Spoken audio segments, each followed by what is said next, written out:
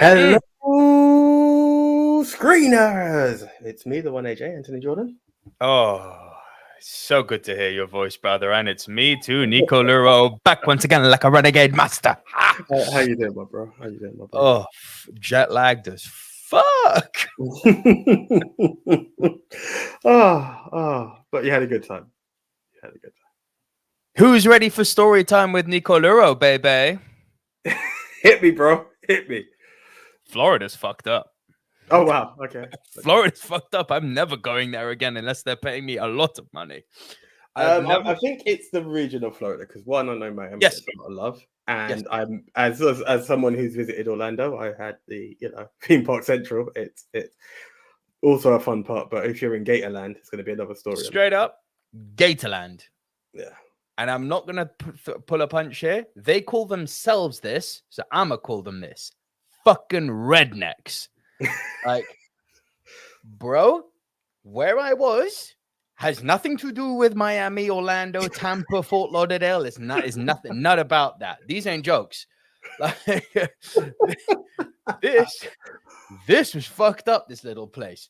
So I got there to this quaint little is making this place sound bigger than it is. Tiny is making this place sound bigger than it is. Town. Is there anything smaller than a town? A strip. Is it like a road? Strip, brother. Village or village is too big for this place.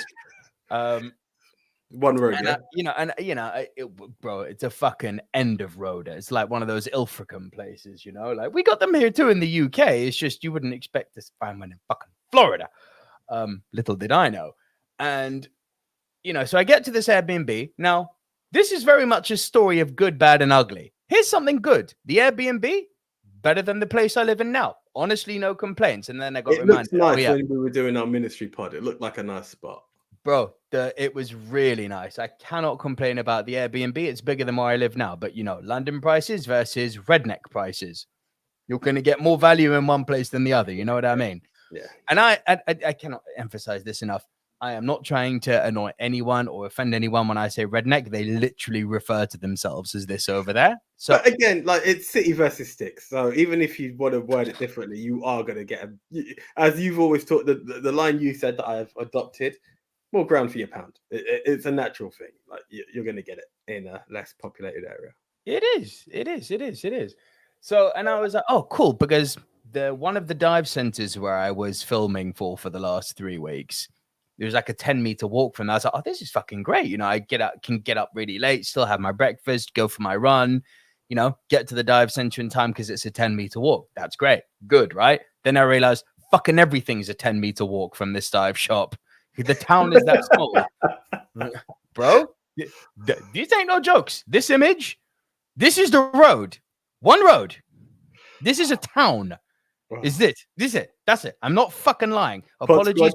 Pod Squad, you need to jump on. You need to jump on. I was about to say, Pod Squad, I apologize that you can't see these, but it's no, as you can see from the image, it's quite pretty. You've got this kind of hanging trees with that Spanish moss. It's very kind of, Red Dead Redemption. It's cool. Yeah. It's very Red Dead Redemption. Also, another thing that I thought was cool, the wildlife out there. They don't got pigeons. They have vultures. Big, ugly fucking things. Wow.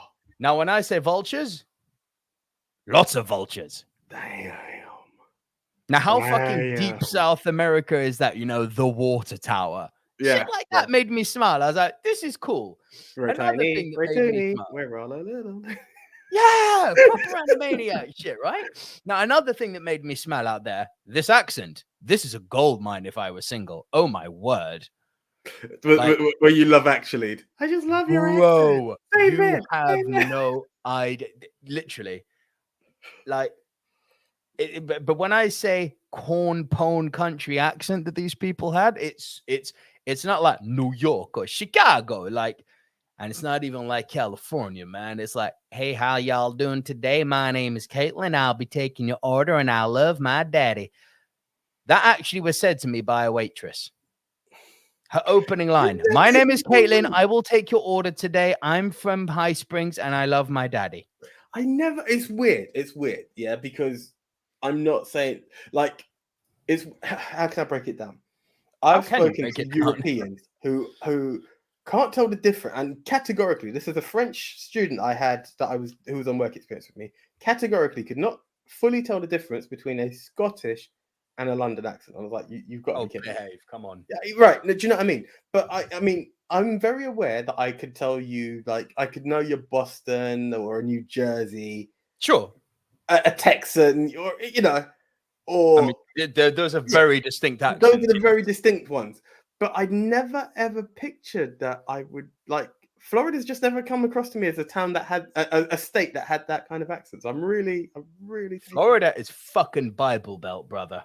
I didn't know this. It is like, Bible I knew Belt. It was the swing state, and I knew it was like the pensioner area. Like it's a Bible Belt. Yes, it is God's waiting room, but it is also the Bible Belt.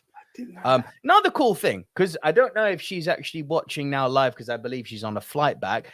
Girl who I met there, Jen, who's one of the next gen scholars for the company who I do, one of the companies I do video content for.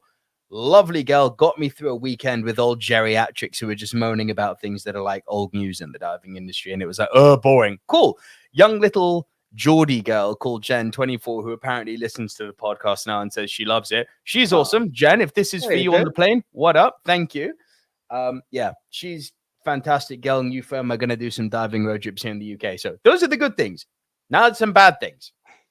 Everyone's a Will Ferrell fan out there. I'm not even fucking lying. I am not fucking lying to you, brother. The amount of people who are not in the same friend groups, like they were asking what I do for fun back in the UK. I was like, oh yeah, I run this podcast with my best friend and stuff. And they're like, oh, what do you guys think of Will Ferrell? I'm like, that's your opening question? Like, are you fucking joking? And bro, the amount of them who asked that as the opening question, like it was like something that's been drilled into them, like Will Ferrell funny.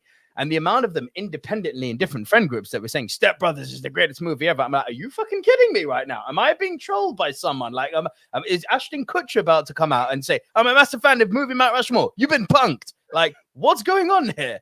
Like, no. So that was a bad thing. Bro, the food, the fucking food.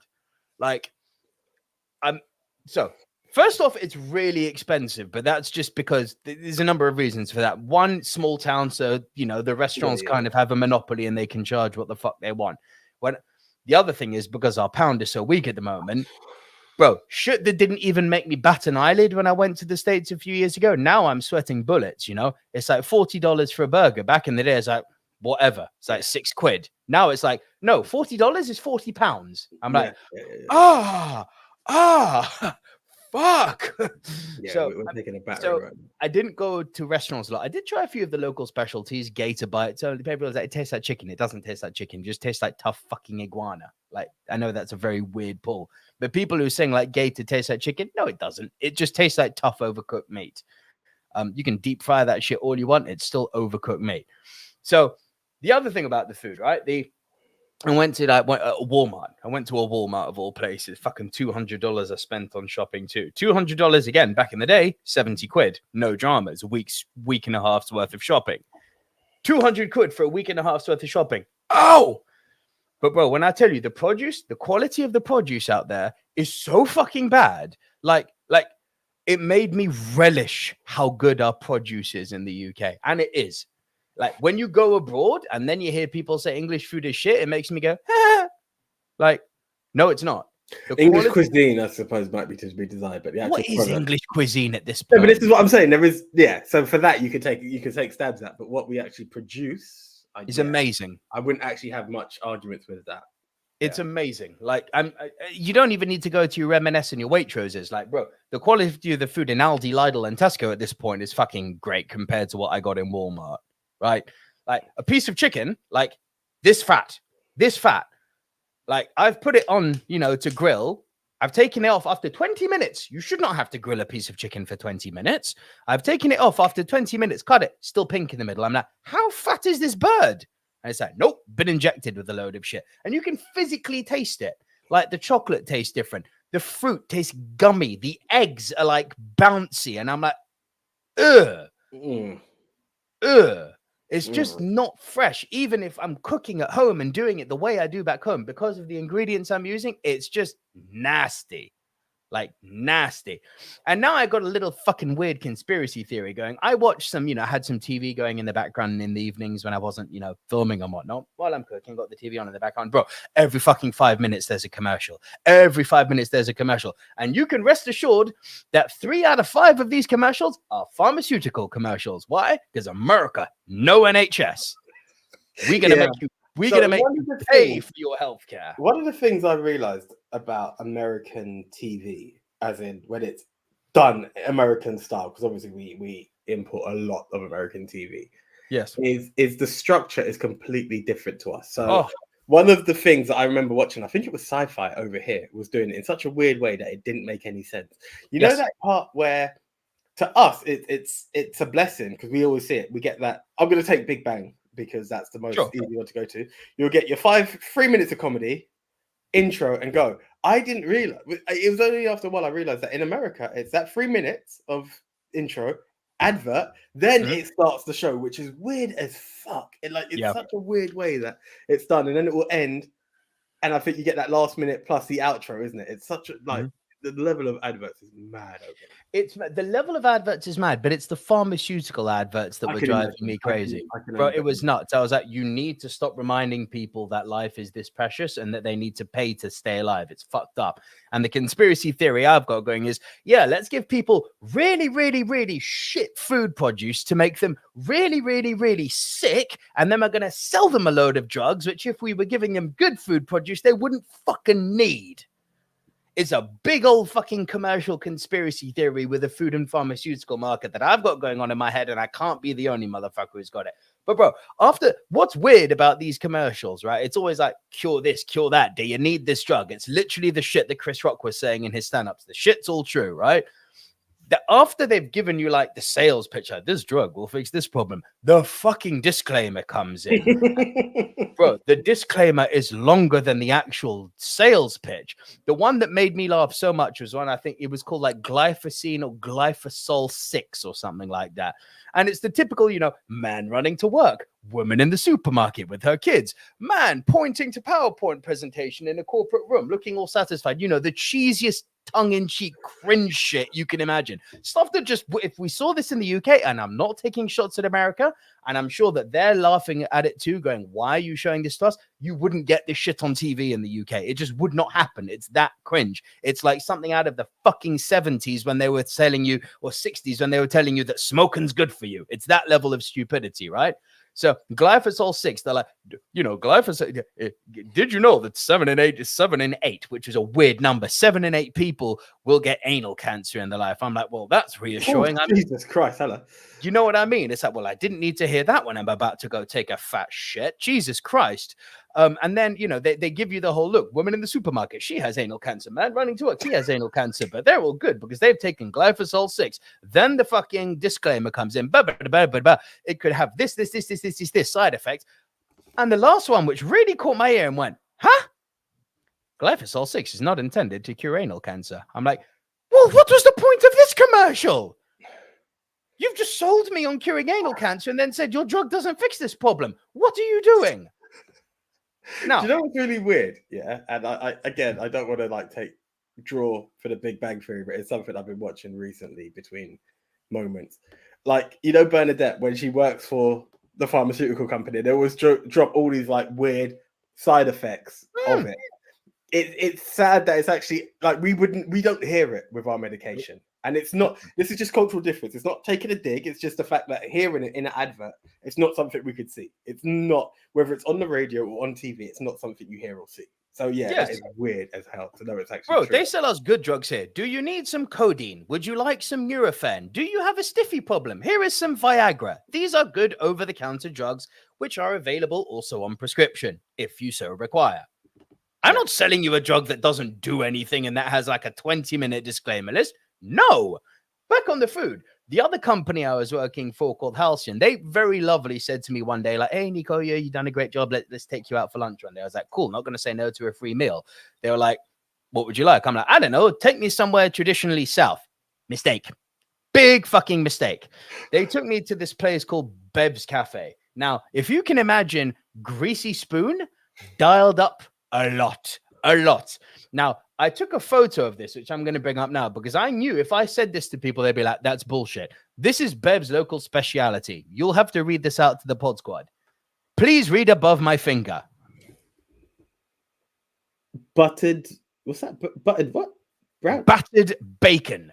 Battered bacon, bloody hell. Why are you deep frying something deep fried? Why are you doing this?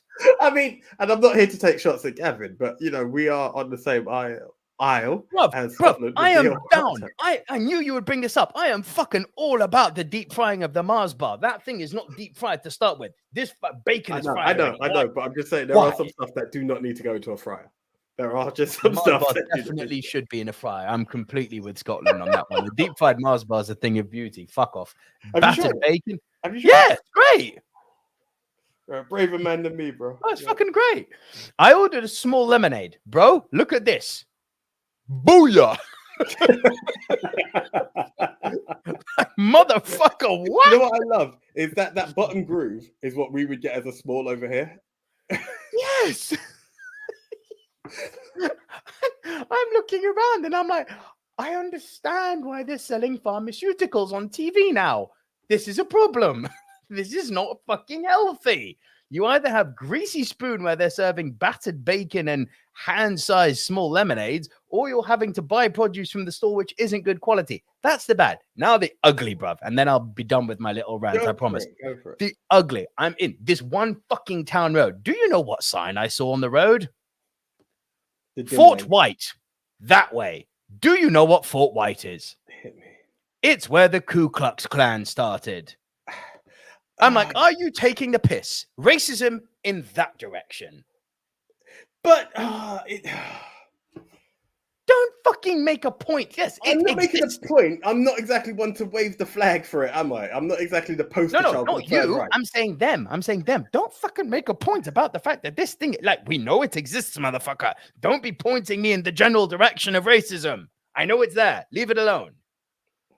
They're like fucking Happy Days about it. There may as well have been a pancake flipping sign next to it going, hey, racism this way. Oh. I was like, what the fuck? You shouldn't advertise that. What is going on? Oh, bro. The last thing, and then I will end on a positive, I swear. Go. So on the way to one of the springs one day, which is what I'm going to talk about in a minute, because that's what I was out there to film. And spoiler, the springs were fucking spectacular, right? I can't front. The springs were stunning.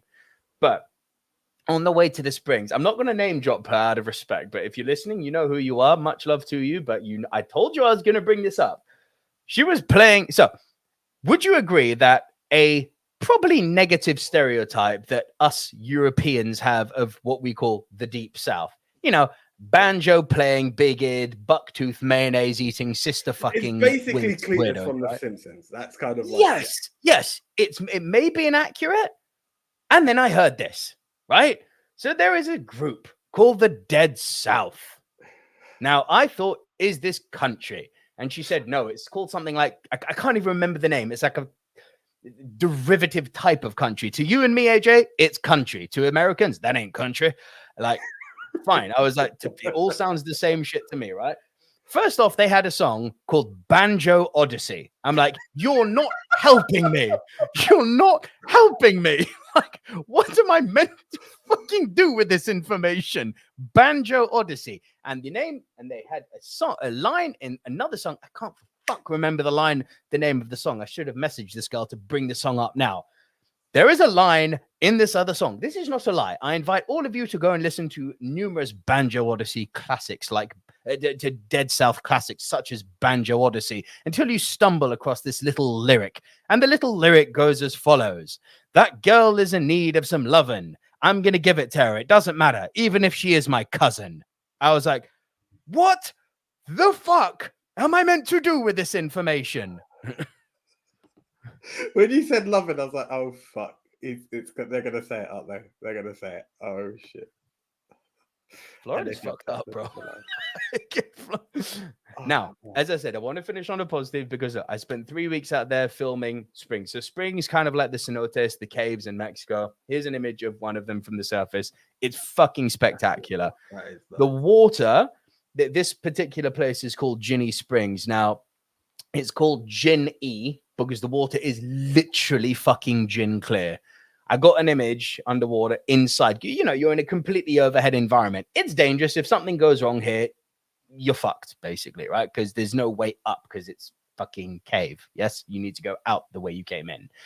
Something goes wrong, kiss your ass goodbye. But got this image. Whew! Nice. Whew! Bro, look at the reflection on the roof of the cave. It is so fucking pretty. It is so pretty. Like, I saw all of this and I was like, you know what? However fucked up Florida may be, it's a beautiful gem. It's a beautiful spring. I gotta give it that. The spring is all sorts of pretty. So that's Florida. Nice. Fuck me. So, oh God, we are 20 minutes in, so I'm gonna do this really quickly. You texted me this morning, and I didn't have a chance because I was laser focused in work. How was the travel from your new location? Well, as anyone can see, this looks like the old location because 2 days ago, my friend, yes, I indeed did move in. It's been, since you've been away, it's literally just been every moment is either work or sorting out moving issues, right? And getting in. So we finally moved into the place, said my goodbyes to my family, and made the grand step to out of London. Yep, I'm no longer a Londoner, for better or worse terms. Boo. Yeah, tell me about it. Doing my washing up the other day, and the other half goes to me, "My God, how did you spill so much water everywhere?" I'm like, "That's not me. Like, I know what I'm doing." And I'm looking, and I'm trying to because I'd seen this water dripping from somewhere. I was like, "That surely couldn't have been me." But you know when a man's got that paranoia. He's got that paranoia, like, did I done fuck up? But I didn't. Anyway, long story short, I saw dripping from a boiler. So I called the company yesterday, and I'm like, my boiler, called the plumber who installed it. He's like, well, call the manufacturer, it's still under warranty. Called them. And yeah, long story short, it turns out I had to take the day off today to let an engineer in for the boiler. So at this time I'm working from home, and it comes in and I get a message. So he comes in and he starts working, and we see some bubbling, done a few bits, and he goes, right, there were 3 stages, sir. There was one which is not to standard, and not to standard is someone's installed it in the old way, but it's not the way that we do it. First of all, it was your boiler's too close to the wall. It's meant to have a 5mm gap just for accessibility, nothing to worry about.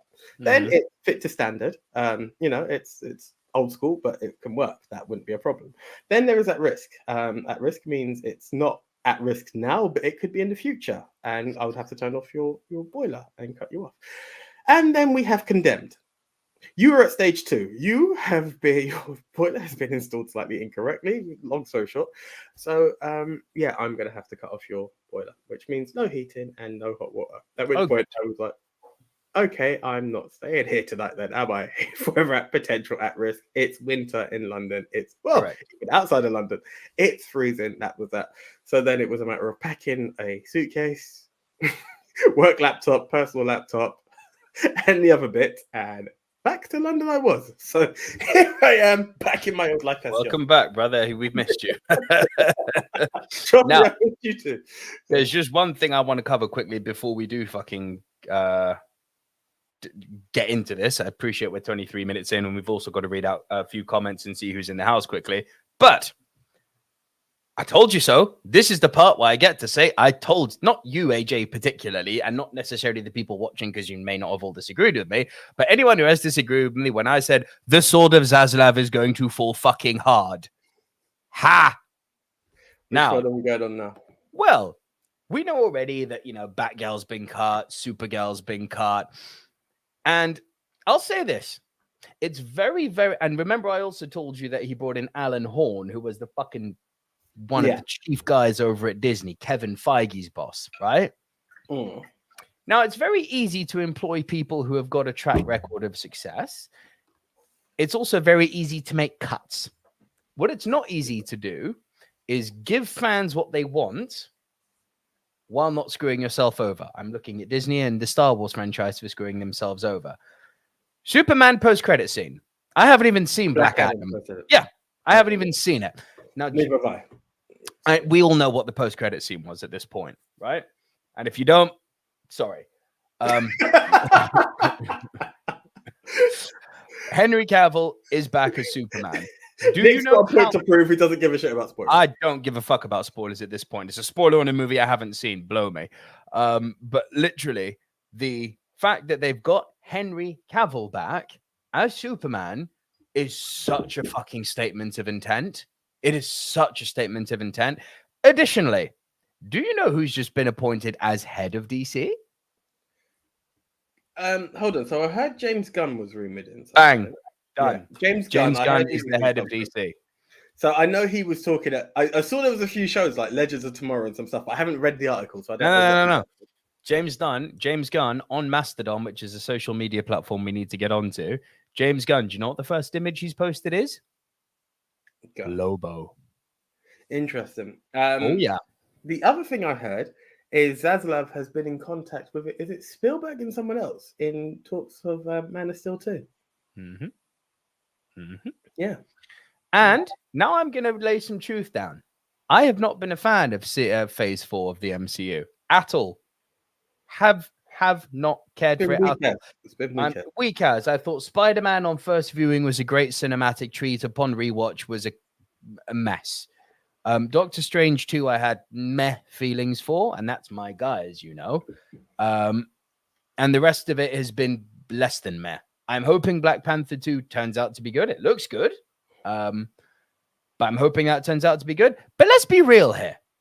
Between Joker, the Batman, Peacemaker, and I didn't like it, but it was a lot of people did. James Gunn's Suicide Squad, DC are outperforming Marvel at the moment. These ain't jokes.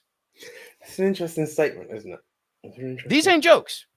Marvel, if you look at the shitty ass TV shows they've been putting out over the years, and I'm a Marvel mark. I like Marvel. I love Marvel, in fact, more than I love DC. The quality of Marvel's TV shows sucks. It's terrible. Since WandaVision, it has been a fucking nosedive off of a cliff. It's been like sometimes okay, like okay. Loki was okay. Moon Knight, yeah, low key, exactly. Moon Knight in parts was okay. These are all opinions, obviously, but beyond my opinion, you can look online. Most people don't have much love for what Disney are doing. She-Hulk is a fucking mess. Hawkeye it's terrible. It's just awful, right? Then you look at DC, Peacemaker, Lobo series coming. Do you know, I've not watched it, right? I've heard Stargirl's meant to be quite good. I've not watched it. I think I saw the first episode, but I heard Stargirl's meant to be quite good. Nath is still watching Titans, actually, which I couldn't follow. I couldn't keep up after a while. I fell off after season 1. DC are smacking Marvel at the moment. These ain't jokes. It's interesting. The sword of Zaslav has fallen. And now when you look at the fact that Henry Cavill's back, James Gunn's been put in charge of the creative direction, bearing in mind James Gunn before the Twittergate was Kevin Feige's number 2. Yeah. This is big, huge what's happening at DC at the moment. Right, let's talk horror. Right, before we do. Sorry, guys. And this is very quickly. This is mainly for UK fans. I don't know how much it's going to mean to you, Nick, but I just want to put a quick RIP out because any fans of the old school EastEnders will know Bill Treacher, who was the Arthur Fowler from EastEnders. I just saw before we came on. He passed away, age 92. So RIP. This one's going to hurt you, Nick. I don't think you've seen it. Otherwise, I think you would have mentioned it. The voice of the Sorting Hat and of Carry On fame, Leslie Phillips is gone. Oh no. Yeah, Leslie Phillips is also gone. So RIP to these two gentlemen who, the notifications just literally one after the other popped up on my phone just before we went live. So I just want to put an RIP to some entertainers out there, and thank you for the memories. One last member of Carry On lives then. Jim Dale is still with us, thank God.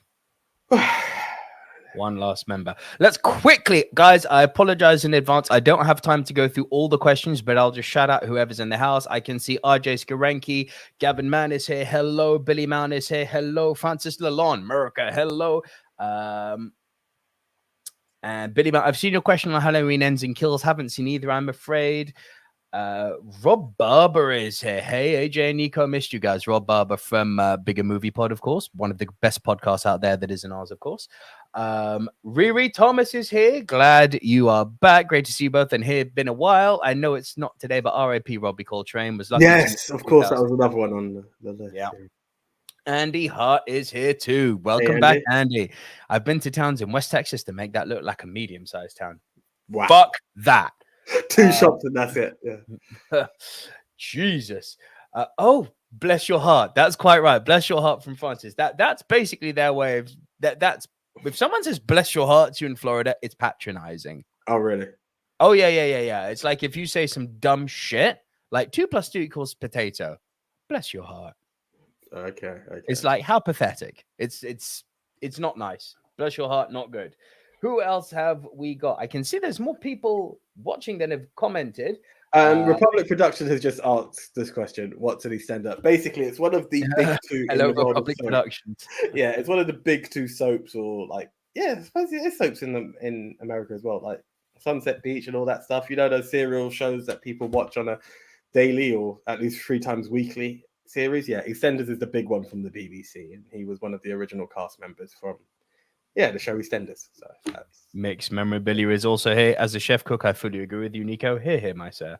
And Billy Mount, to answer your question, now our shows aren't censored. Boobies, penises, blood, gore, the works. We get it all. It's great. That's freedom. Freedom to choose what I want to damage my fragile little brain. Who else have we got? Republic Productions. Do you gentlemen watch football? Yes, we do. It's the World Cup next week. Hold on. You need to be careful. That's from an American. That could be NFL. I also watch NFL. I know you do. I beloved Philadelphia Eagles are doing so well this year. It makes me happy. Anyone else? Rob Barber with the with the baseball here. World Series always makes me laugh. What did the rest of the world invite skills and post? Indeed. Oh, yes. Who else have we got? I'm really sorry, guys. I'm scrolling. Florida is a shithole. I agree with you, Republic Productions. I'm thankful for Orlando.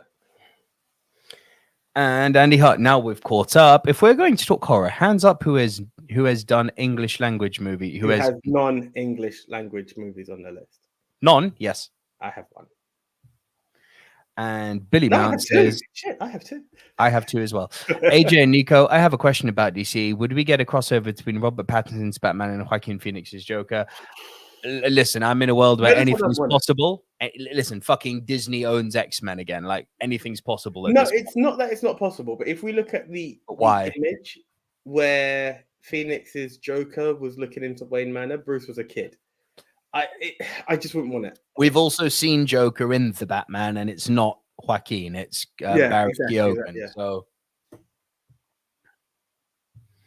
yeah. Cool. Now we can talk. Okay. 33 minutes in. So, just to refresh everyone, or for anyone listening for the very first time, would you like to tell them what the Movie Mount Rushmore is all about? Let's see if I can remember how to do this. So for those of you joining us for the first time, thank you so much for joining. If you are new to the Movie Mount Rushmore podcast, then you are listening to us on Pod. You are Pod Squad. If you are watching us live right here on our YouTube channel, Silver Screen Dudes, you are Live Squad. And if you're watching us on our YouTube channel after we've aired live, you are VOD Squad, Video On Demand Squad. No matter what you are, whatever platform you're on, please help us with the algorithms. Give videos and pods a like. Comment away down below if you're watching on VOD Squad. That helps us makes YouTube like us essentially. But how does the show work? AJ and I each get assigned a topic. We go our separate ways, and we come right back here into Pod and deliver to you. This Silver Screen Dudes are individual top 10s. This week, I'm assuming AJ goes first. I'll go first. I don't recall if it's me, but it's the way the camera's we can go with you. AJ will go first, delivering his bottom 3. I will then deliver my bottom 3. AJ will deliver his next 2. I will deliver my next 2. Then when we get to our top 5, we will trade one apiece. If at any time while we are rounding off our individual top 10 list, one person has a movie in a high position, that person will say, punt. And we will punt and talk about that movie when we get to the high position. Once we have both rounded off our individual top 10s, we will create the Movie Mount Rushmore. These are the 4 quintessential, diverse, must-see movies of this genre, which this week is... Top 10 horror movies of the 21st century. So it was a Halloween-themed episode because each year, that's the one. Each year, the Silver Screen Dudes try to honor horror and Halloween and the spooks. It's just one of those seasonal things that we do. Even though I'm not a horror fan, you guys have somehow convinced me to watch a series or selection of different horrors. We've done vampires, we've done zombies. Are you a horror fan yet? There were a few films that I realized didn't fall under the category, which I kind of drew back out. There are a few more, like literally. So today, Zany's here. and was talking to me, and he gave me the whole ladies and gentlemen, boys and girls. I was like, I don't do that anymore. He's like, I know, but he's normally doing like gym classes, so he can't normally be here. And he gave me a film that I was like, damn, if only I'd spoken to you before, I might have been able to watch it for this category.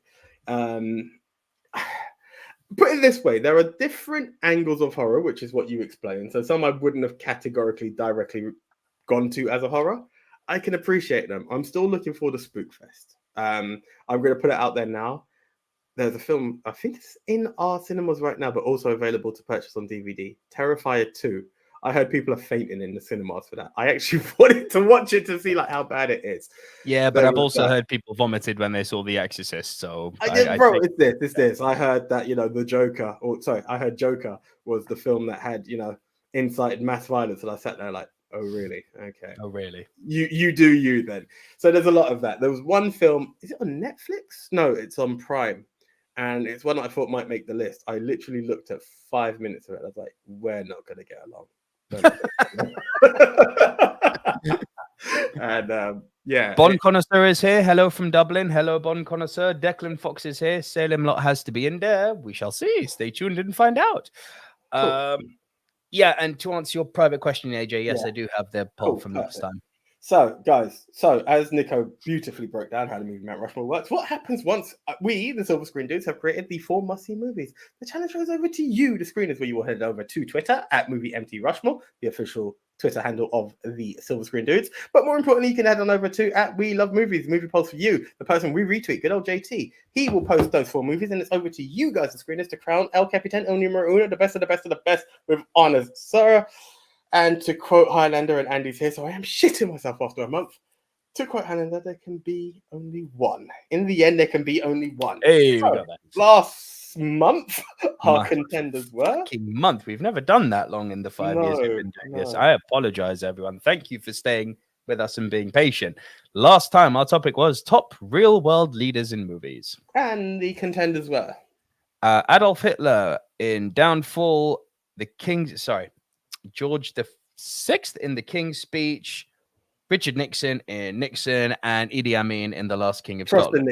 Frost and Nixon. Nixon is the Anthony Hopkins movie. Yeah.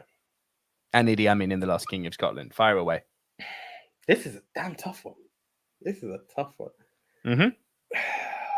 Screw it. I'm going to go with my number 1 as possibly going last. I don't know why, just the way I feel about it.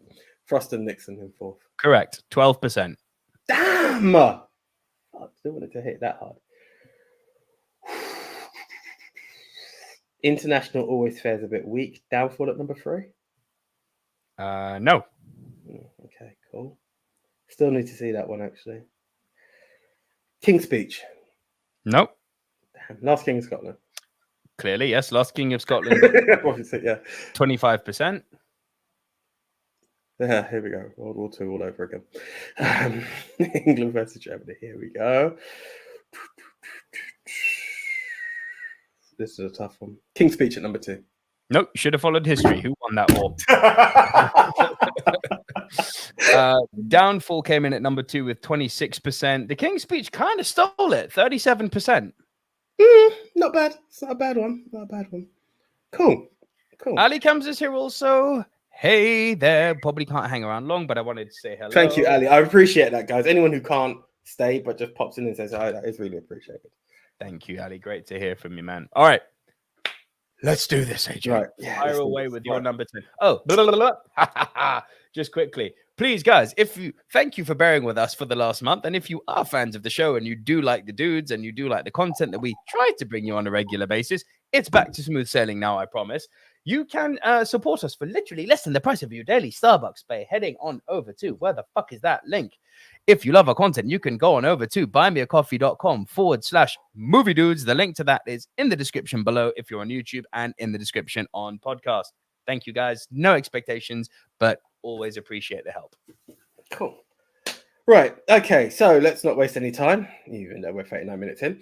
I'm going to go with my number 10, which is a film I actually did want to see when I saw the trailers for it back in 2020 when it was all locked down and stuff were coming out all over the place.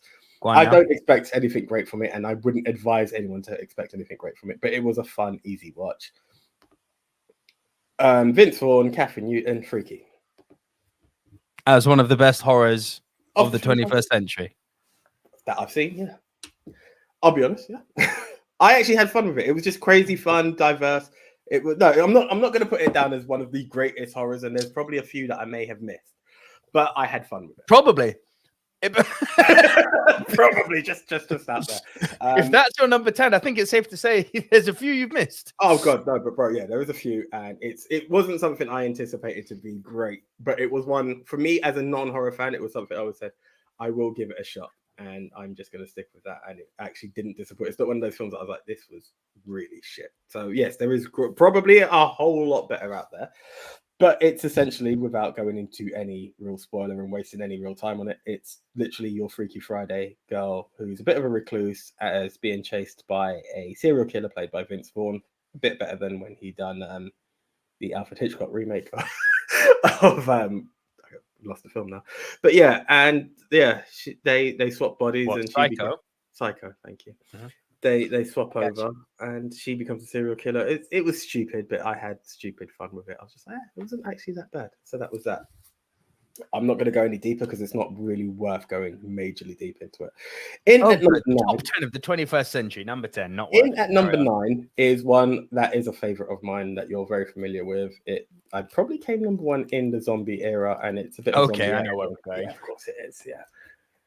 World War Z. There was no way. Like I actually forgot about it at first, and I was like, "Yeah, of course it's going to be there." If there's one thing to be categorized for me, I absolutely hate zombie movies. When it comes to monsters, yes, Halloween monsters, there's actually this and another film which I didn't put on the list actually because I didn't want to overdo them all.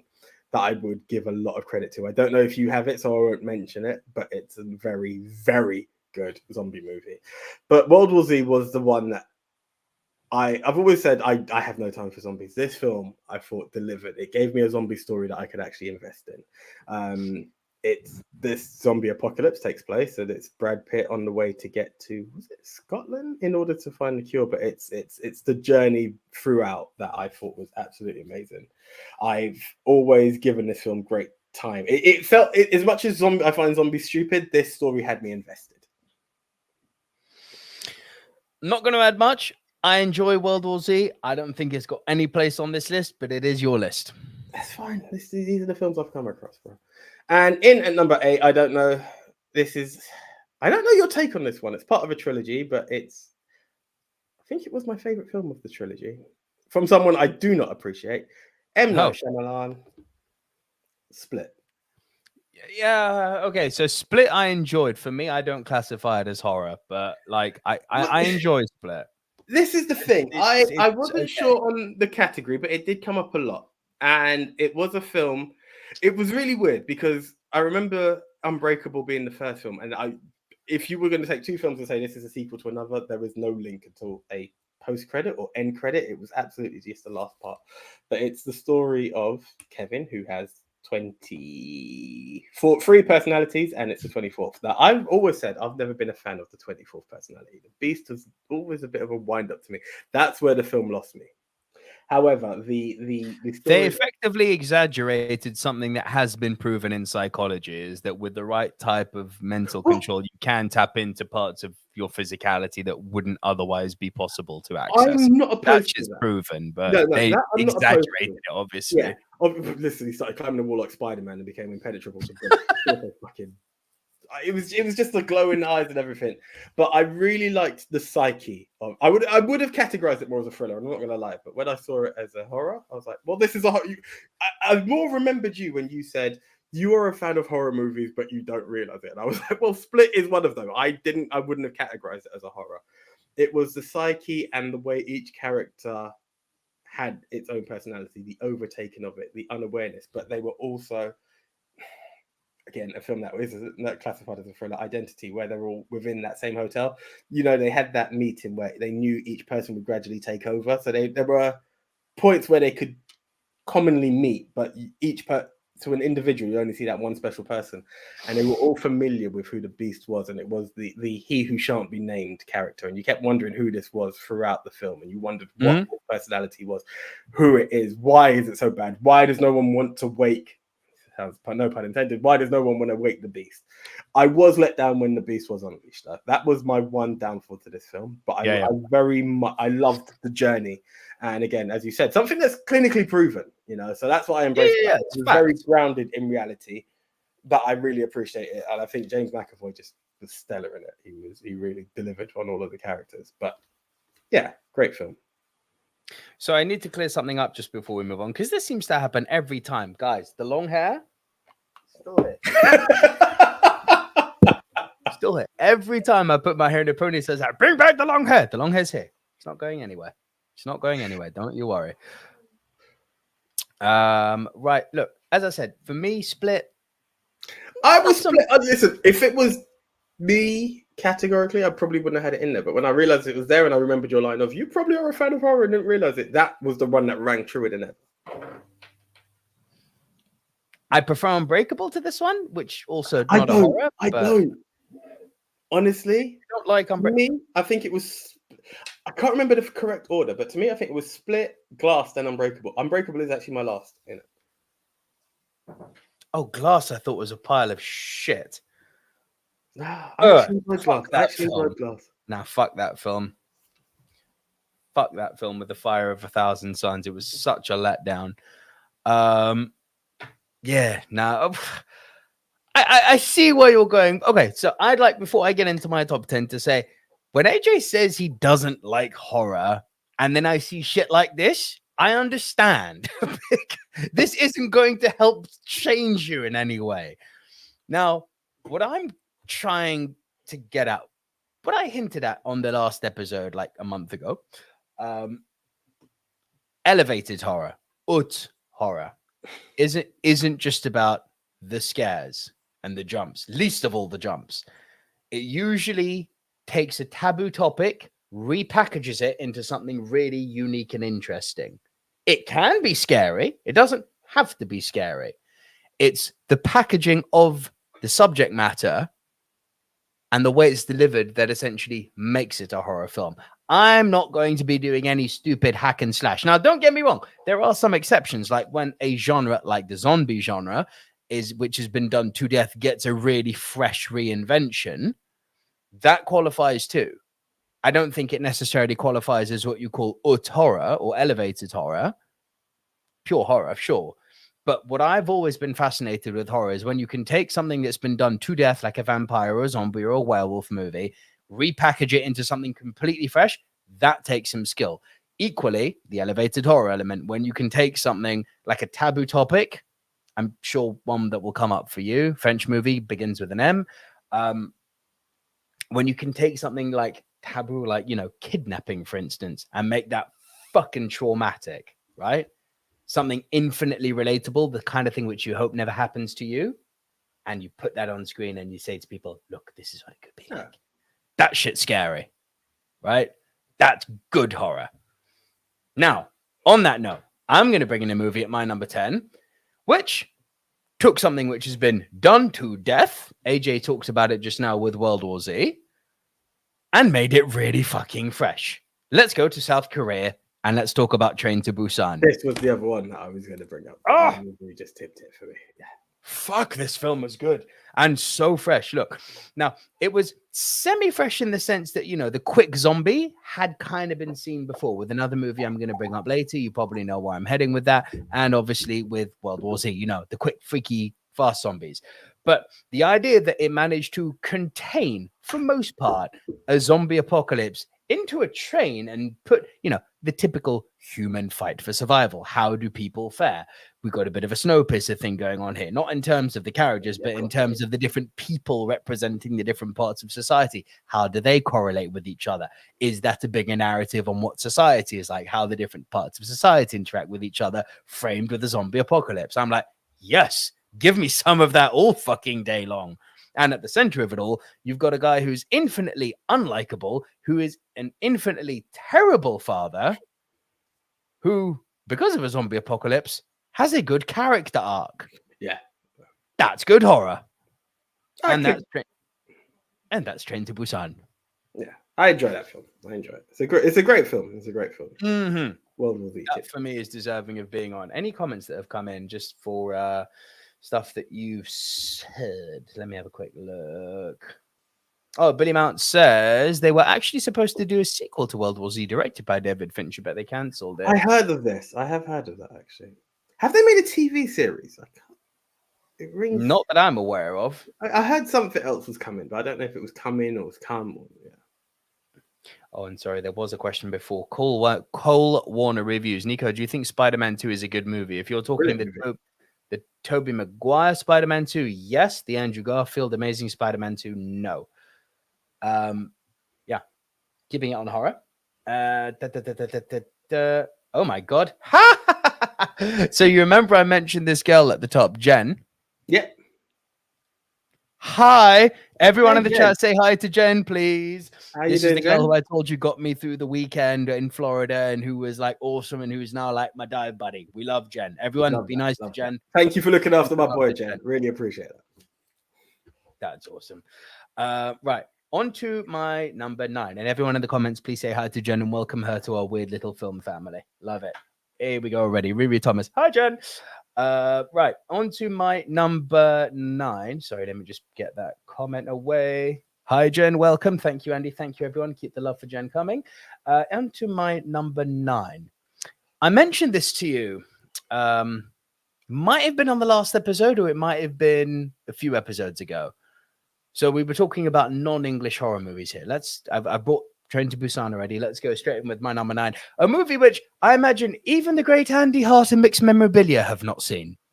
Challenge. A Thai movie called Fad, which translates as Alone. Oh, this movie is all sorts of good, AJ. I cannot tell you how good this movie is. I have mentioned it to you before. Came out in 2007. The premise is very, very simple. Conjoined Siamese twins. They decide to get separated. One of them dies and comes back and haunts her sister.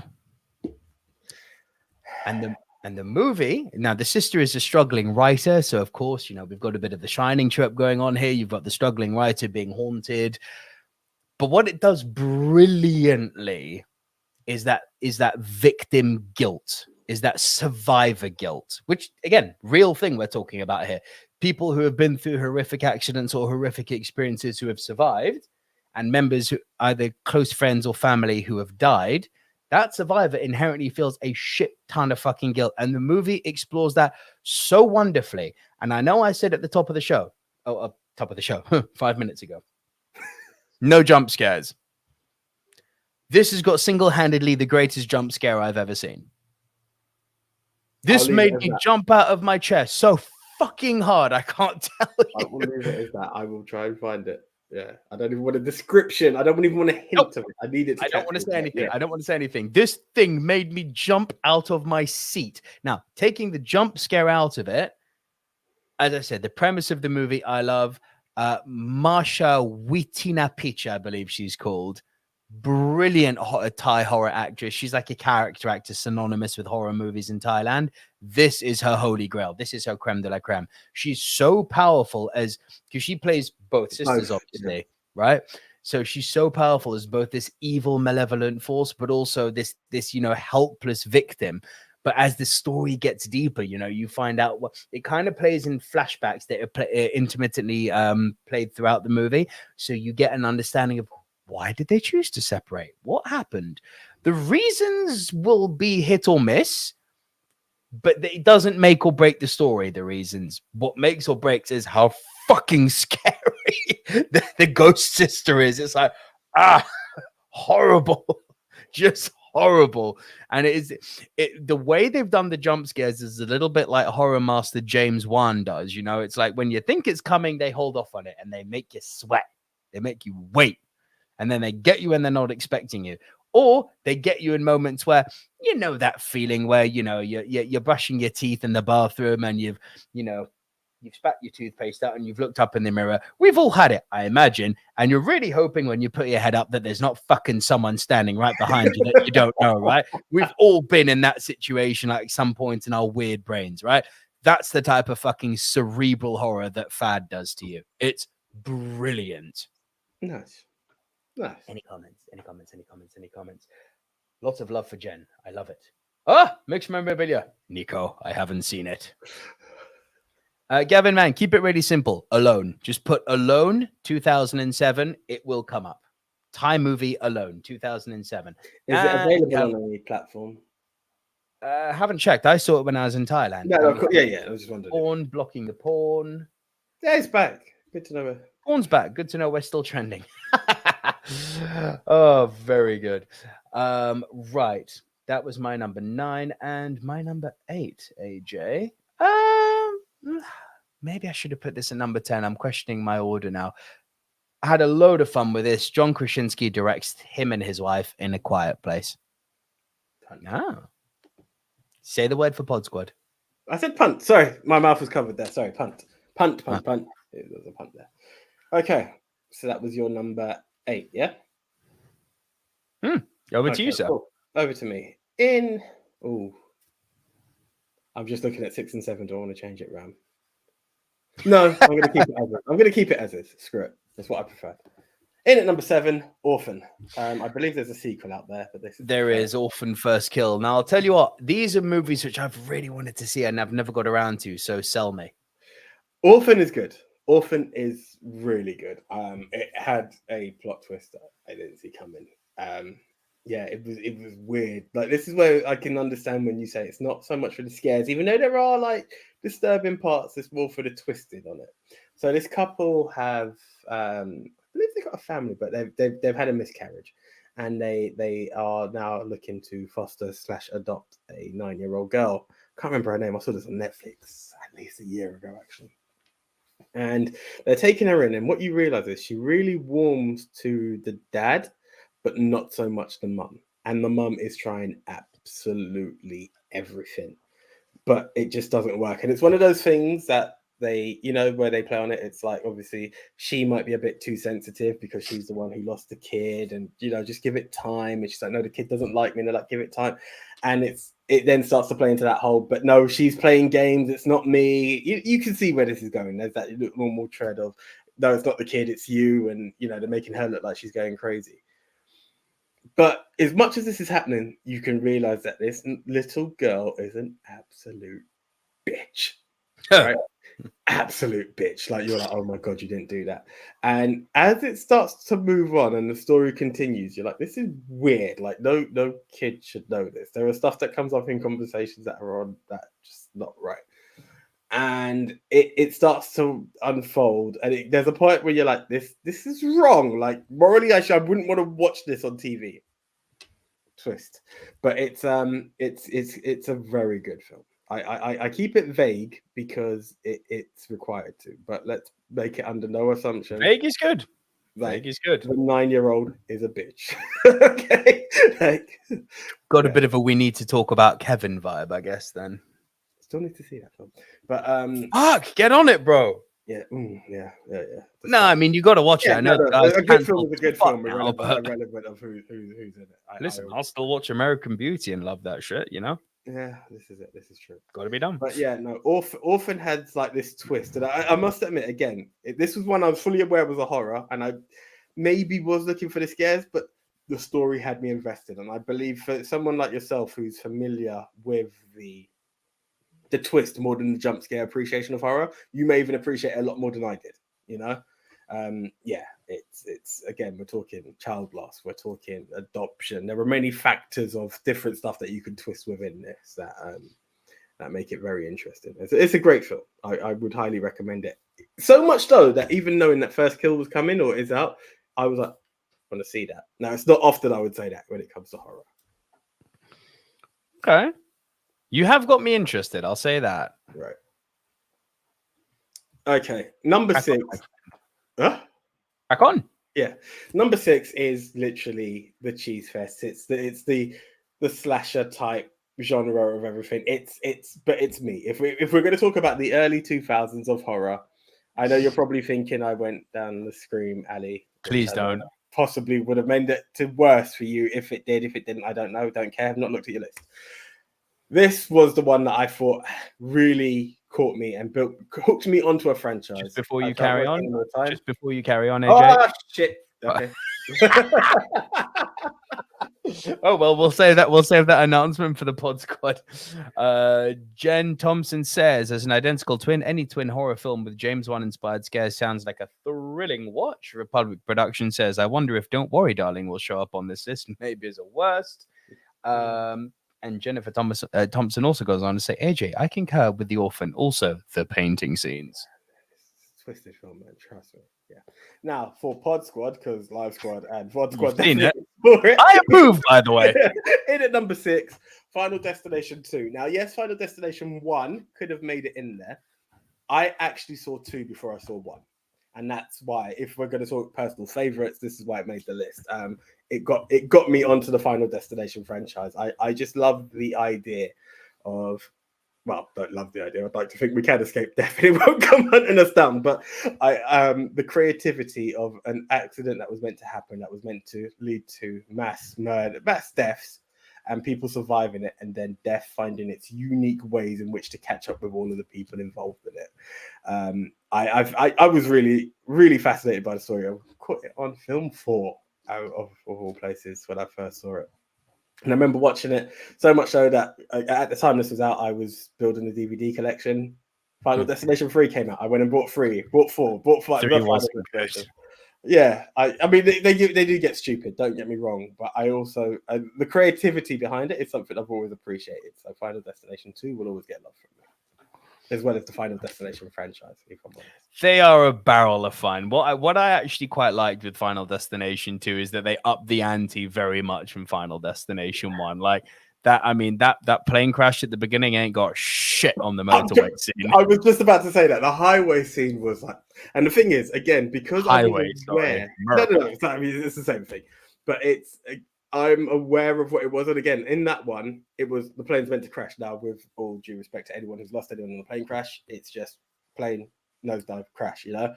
This one, when you see everyone, you're like, what the hell? Then you realize it's a premonition. It's absolutely insane. It was an awesome opening to a film that had. But then the deaths that ensue afterwards, you know, like the ladder through the eye and stuff. I was like, oh fuck. Was it 2 or 3? Now I say this because as much as I love 2, there was one death that always winds me up. The kid who goes chasing the pigeons. That's 2. That was the one death that pissed me off. I was like, no, come on, you're too grown for that. Had it been a kid doing it, I'd have been fully on board. I was like, he was too grown for that. He was an annoying little shit. I won't deny that. But that was not the way for him to go. But apart from that, yeah, they're very creative with the deaths. Mixed memorabilia, to answer your question, briefly off topic, have you guys watched The Watcher on Netflix? Can't say I have, I'm afraid. I have. And Ruby Thomas, yes, that log scene. Yeah, the log. It was fucking log scene. Oh, it's a madness. Listen, again, top 10 horror of the 21st century. I don't know, but again, you got this is a lot of fun. List. It's also your personal list. So again, if there was a horror that I ever appreciated, I could have very much omitted it. But it was on a personal level. This is me. Like Final Destination, the horror of this genre. You are the cheese master. I'll give you that. Yeah. That was your 6, yeah? Indeed. All right, man. Over to my number 7. Taking something that we know, vampire movies, turning it on its head and giving us arguably the best vampire movie of the 21st century. Let the right one in. Punt. Cool. Okay. My number 6 then. In at number 6 for me, yeah, Andy Hart mentioned this in the comments. The 2 best zombie movies of the 21st century are Train to Busan and my number 6, 28 Days Later. Fucking hell, this film is good.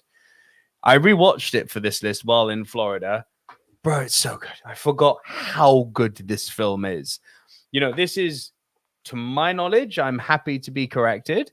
But to my knowledge, this is the first time we saw like pacey, quick fucking zombies. You know, until now, it's always been kind of like, oh, that's no better. Sorry. Nobody messes with the do. Fucking Johnny Bravo up in here. Don't diss the do, baby. But yeah, to my knowledge, this is the first time we've seen quick zombies. Like we've until now been having the typical George A. Romero, eat brain. You know, it's been like, yes, if they catch you, you fucked.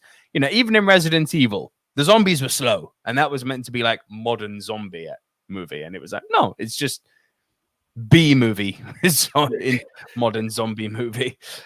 This reinvented something. I love the fact that they set it in London and kind of on the outskirts of London. It gave it a different feel to being another zombie American movie. I love the fact that it felt, despite the grandiosity of, London and the UK and the world, I guess, being overtaken, it felt contained. It was almost a weird little character piece. Like, it has got truly one, maybe I say this now as a dad, but it has got truly one of the most heartbreaking scenes I can remember in a horror movie.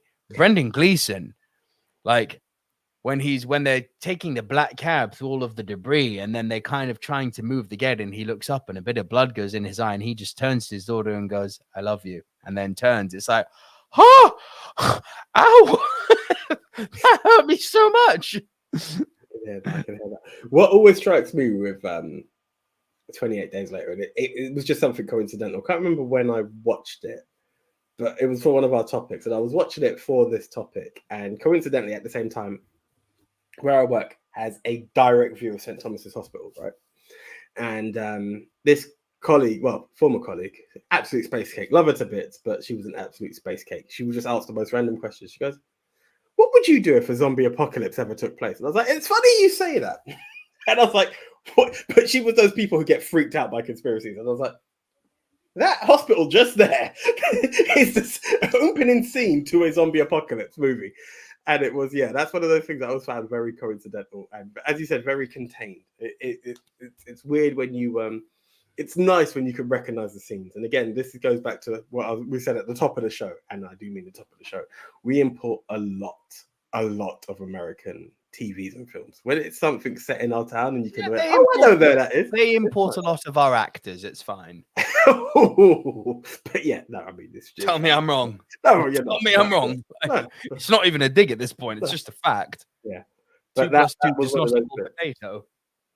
It was nice to be able to look and be like, I know where that is. Yeah, that was cool. Aside from it being a very good movie, it's nice. Great. Fucking brilliant film. Oh, love it. So that was my number 6. Your number 5. Right. So trading one apiece now.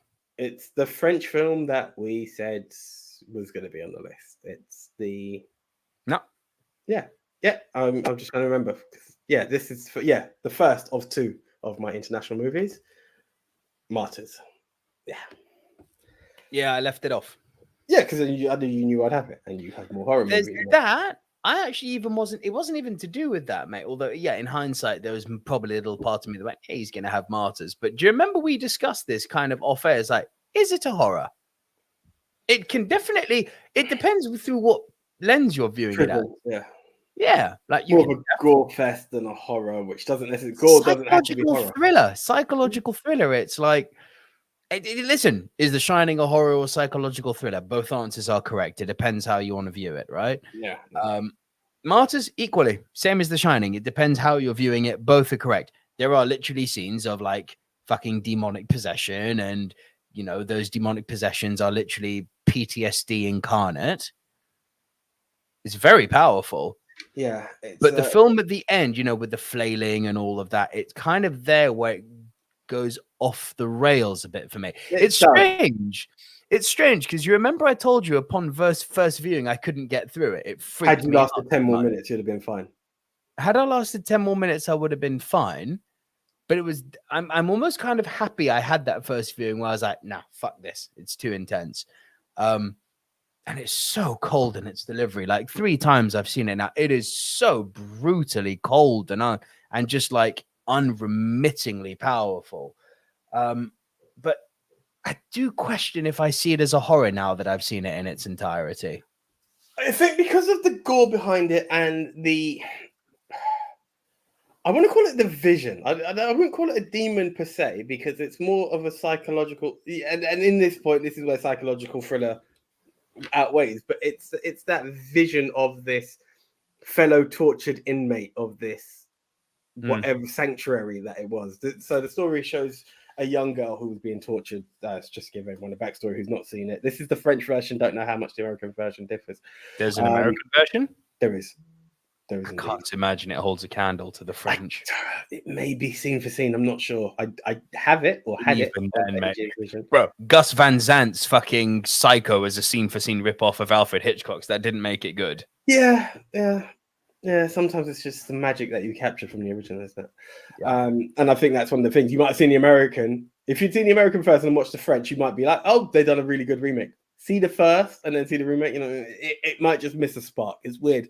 I'm spitballing here. I don't know. Maybe the American I know. I'm just saying it's weird. Spectacular, but yeah, knowing the way the French do their kind of neo-surrealism in filmmaking, I can't imagine an American filmmaker who have got a far more literal interpretation of horror would be able to do what the French do. Yeah, no, I appreciate that, and I would agree as well.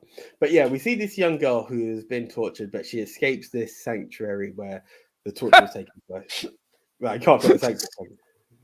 Sorry. Go. Kevin, man. So going back to Nico's comment of America has a lot of our talent. We've imported a lot of their shows. They've imported a lot of our talent. This is an air quotes to talent, because America has imported James Corden, but that's fine. They can keep him. Gavin, God bless him. God, I fucking hate James Corden. And Cole Warner reviews, just to quickly, I have seen 30 Days of Night. It's interesting as a vampire movie in terms of the setting. I love the way they've set it in like deep North Alaska, where there are literally 30 days of night. It's a perfect feeding ground for vampires. I love the idea behind it. The movie, hit or miss for me. Cool.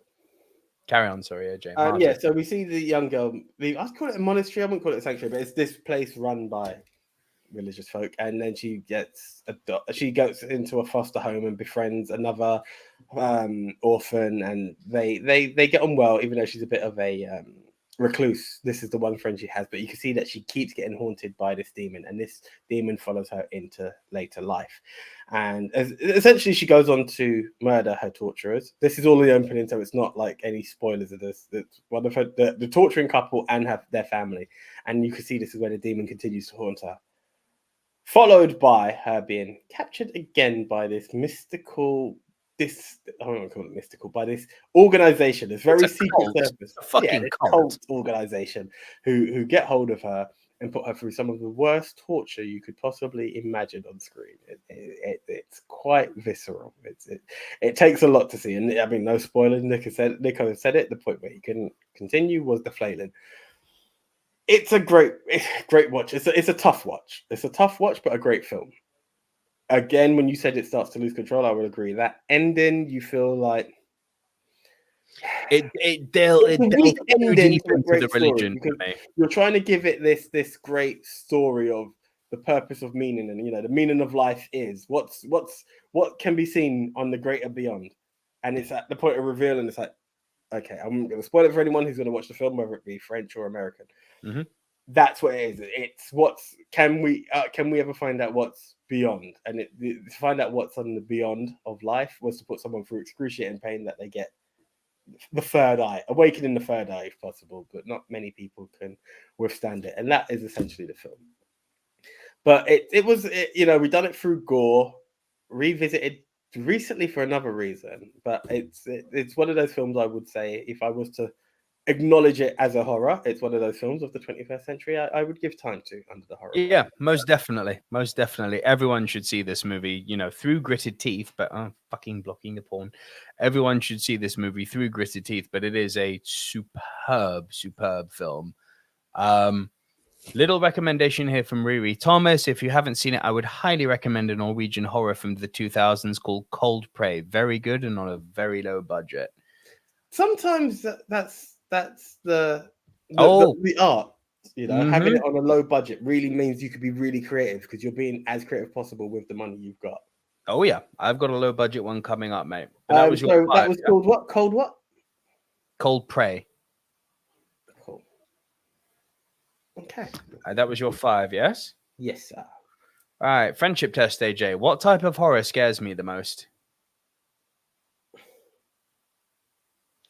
I wouldn't say the found footage stuff. But I would also say something paranormal. I would say something involving a kid. I just. No. Sorry, no. I take it back. Ignore everything I said. there's one thing that freaks you the fuck out, and it's the nuns. The nuns do you in. The nuns got okay. So fuck that nun cunt. But no, I'm not talking specifically about nuns now. In broader terms, it's possession movies. Okay, yeah. Which is weird because I am not a religious man, like at all. Yeah, the furthest I've ever veered into religion, and it's not religion, it's philosophy, is Buddhism. And I kind of agree with a lot of what Buddhism has to say, while believing fundamentally that it can't really be applied for a modern audience. But I philosophically agree with a lot of Buddhism. Religious books and people telling me what I need to believe, get the fuck out my face. I've got no time for you. I'm not about being controlled by a guy who died fucking thousands of years ago. Not for me. So with all that said, why would possession and all that shit scare me? You know, demons and the devil, and like, why would that bother me? No. Beyond, I don't know why, but it freaks me out. And now here's a true story about one. The Exorcism of Emily Rose. Keep talking about this film, and I should have caught it, bro. I don't know why this film scares me, and people have told me it's not that good. It's shit. I've rewatched it again, and it fucking made me sweat again. It is, for me, it's a personal thing. It is terrifying.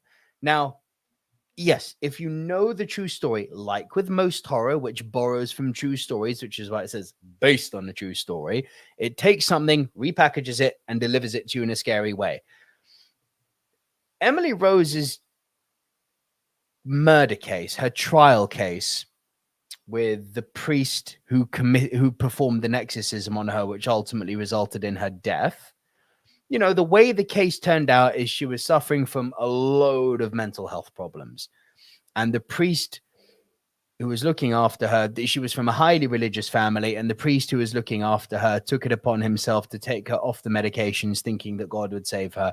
And the way that the real case turned out is that they deemed that priest's decision to take her off the medication is what ultimately led to her death. Now, the movie repackages that in a very clever way, because the exorcism did take place. That was real, right? They have got recordings of her speaking Aramaic, which to this day they still can't explain. They were like, oh, it's because she was taking religious studies. But then when they actually look, this is all true. When they actually looked through her religious books, there was no Aramaic studies. So that remains the one little piece of the puzzle that no one was able to answer, which is interesting. And it kind of makes me freaked out even more, because they have real recordings of Emily Rose speaking Aramaic in a tone that isn't hers. So that's freaky. Say what you will, that shit's freaky, right? And that's real. Now, what the movie did with those little elements is it presented a possession movie in a courtroom with flashbacks of the exorcism happening. And each time we go to the flashback of the exorcism happening, it gets more intense and more intense and more intense.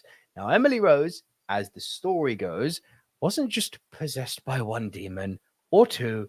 She was possessed by 6. 1, 2, 3, 4, 5, 6. 1, 2, 3, 4, 5, 6. When you hear that, it's very much like, if you know, you know. I know. It leaves. I'm fucking hair standing up now thinking of her saying that. Fucking. Also, my legs. it really, that whole 1, 2, 3, 4, 5, 6 that she does, and then the names of the demons start to possess themselves. I am Beelzebub. It's really horrible. Like, and it's really well shot, and they balance. This is a very clever thing they've done with the movie. Pacing with horror is so important. Arguably, once you've got your good story, your good director, your good actor, all of that shit that you know, the necessities for making quote unquote a good movie are in place. With horror, if you get your pacing wrong, you've killed your film. That's my opinion anyway. No, you're not wrong. You're not wrong. It killed it. You could have fucking, you know, you could have fucking Daniel Day-Lewis being directed by Steven Spielberg for all I care, right? If the pacing's off, it doesn't matter who's at the helm, right? I enjoyed Lincoln, so fuck you. Drag. Amazing film, but drag. It did drag, that's true. Yeah, pacing's off. There you go. Well, in hindsight, not fuck you. But they got the pacing of this so pitch perfect. It was like slow burn in the courtroom, but purposeful slow burn, filling in the gaps of the story. Flashback, violent exorcism scenes. So good. So fucking good. And I see 14 comments coming in now, and I'm sure they're all going to be going, Exorcism of Emily Rose sucks. Let's get to it. Rob Barber appreciates the fuck that nun cunt. There's your new tagline. Gavin Mann says, Nico, how do you balance martial arts and reaching a consensus with Buddhism? Buddhism is at the forefront of Thai boxing, my friend. It's actually one of the requirements if you want to go into the army. I can tell you more about that one if you want, Gavin, but we can do that one on Twitter if you want, bro. Do either of you believe in ghosts at all or anything paranormal? You're going to make me look like a dickhead online now, aren't you, Riri? Based on... Listen, I have one ghost, throwing the quotation marks up there, ghost story. That to the Anya was there. She was there with me, and she can't explain it either. No one can explain it. Would you like to hear this ghost story on a weird little tangent? Go. So, the dive shop I had in Thailand, right? I think I remember this, but hit me. For the fans. Yeah. So, front of the shop was, sliding glass door so people could see into the dive shop, right? Back of the dive shop was another glass door where we had the drying room, like in an outside area. So you open the glass door at the back. There's a drying area at the back. Up the stairs, you've got two like guest bedrooms at the top with a little living room, right? So we get back. Right back on the scooter, looking into the dive shop. We've stopped. I've said to her, what the fuck? She said, what? The apparatus you breathe from in scuba diving is called a regulator. It basically hangs on a I'm keeping this very simple in case most of you are non-scuba divers. Hangs on these long hoses, yeah? There's a load of regulators hanging up and they're swaying. I don't mean a little bit. I don't mean just like a gentle sway. I mean a full-on fucking sway back and forth, right? And I say to Anya, what's going on there? She's like, yeah, the back window's open. I'm like, no, it's not. Look through the door. It's not open. She's like, well, then the air conditioning unit's on. I'm like, no, it's not. You can see it right there. And she's like, well, clearly there's a fucking breeze coming from upstairs. Stop being irrational, is what logic would say, right? I'm like, yeah, you're probably right. So we go in. Freaky part now. The moment we go in, it was, let me see if I can mimic this. Sorry for Pod Squad. I'll do my best to articulate this. So the hoses are swinging, right? Kind of like what's it called? The Newton balls, right? You know that? Yeah. Right? So the hoses are swinging. Now you appreciate for something to stop swinging, it needs to gradually lose momentum, right? This thing went from there to dead still. Explain that shit for starters, right? This isn't a lie. Arnie was there. She saw this shit. I have a witness to this. I'm not one of those kooks from fucking Ghost Mysteries Revealed who's got no witnesses. I have a fucking witness to this shit. And I'm like, weird, ignore, go upstairs. Clearly there's a breeze going on. No air conditioning unit on upstairs. No windows open upstairs. No guest room doors open upstairs. No guests in the guest room. So I go in the guest rooms to see if there's like any like windows in there open. Nope. Every fucking nook and cranny upstairs and down is closed. And now's the scary part. If this wasn't freaky enough.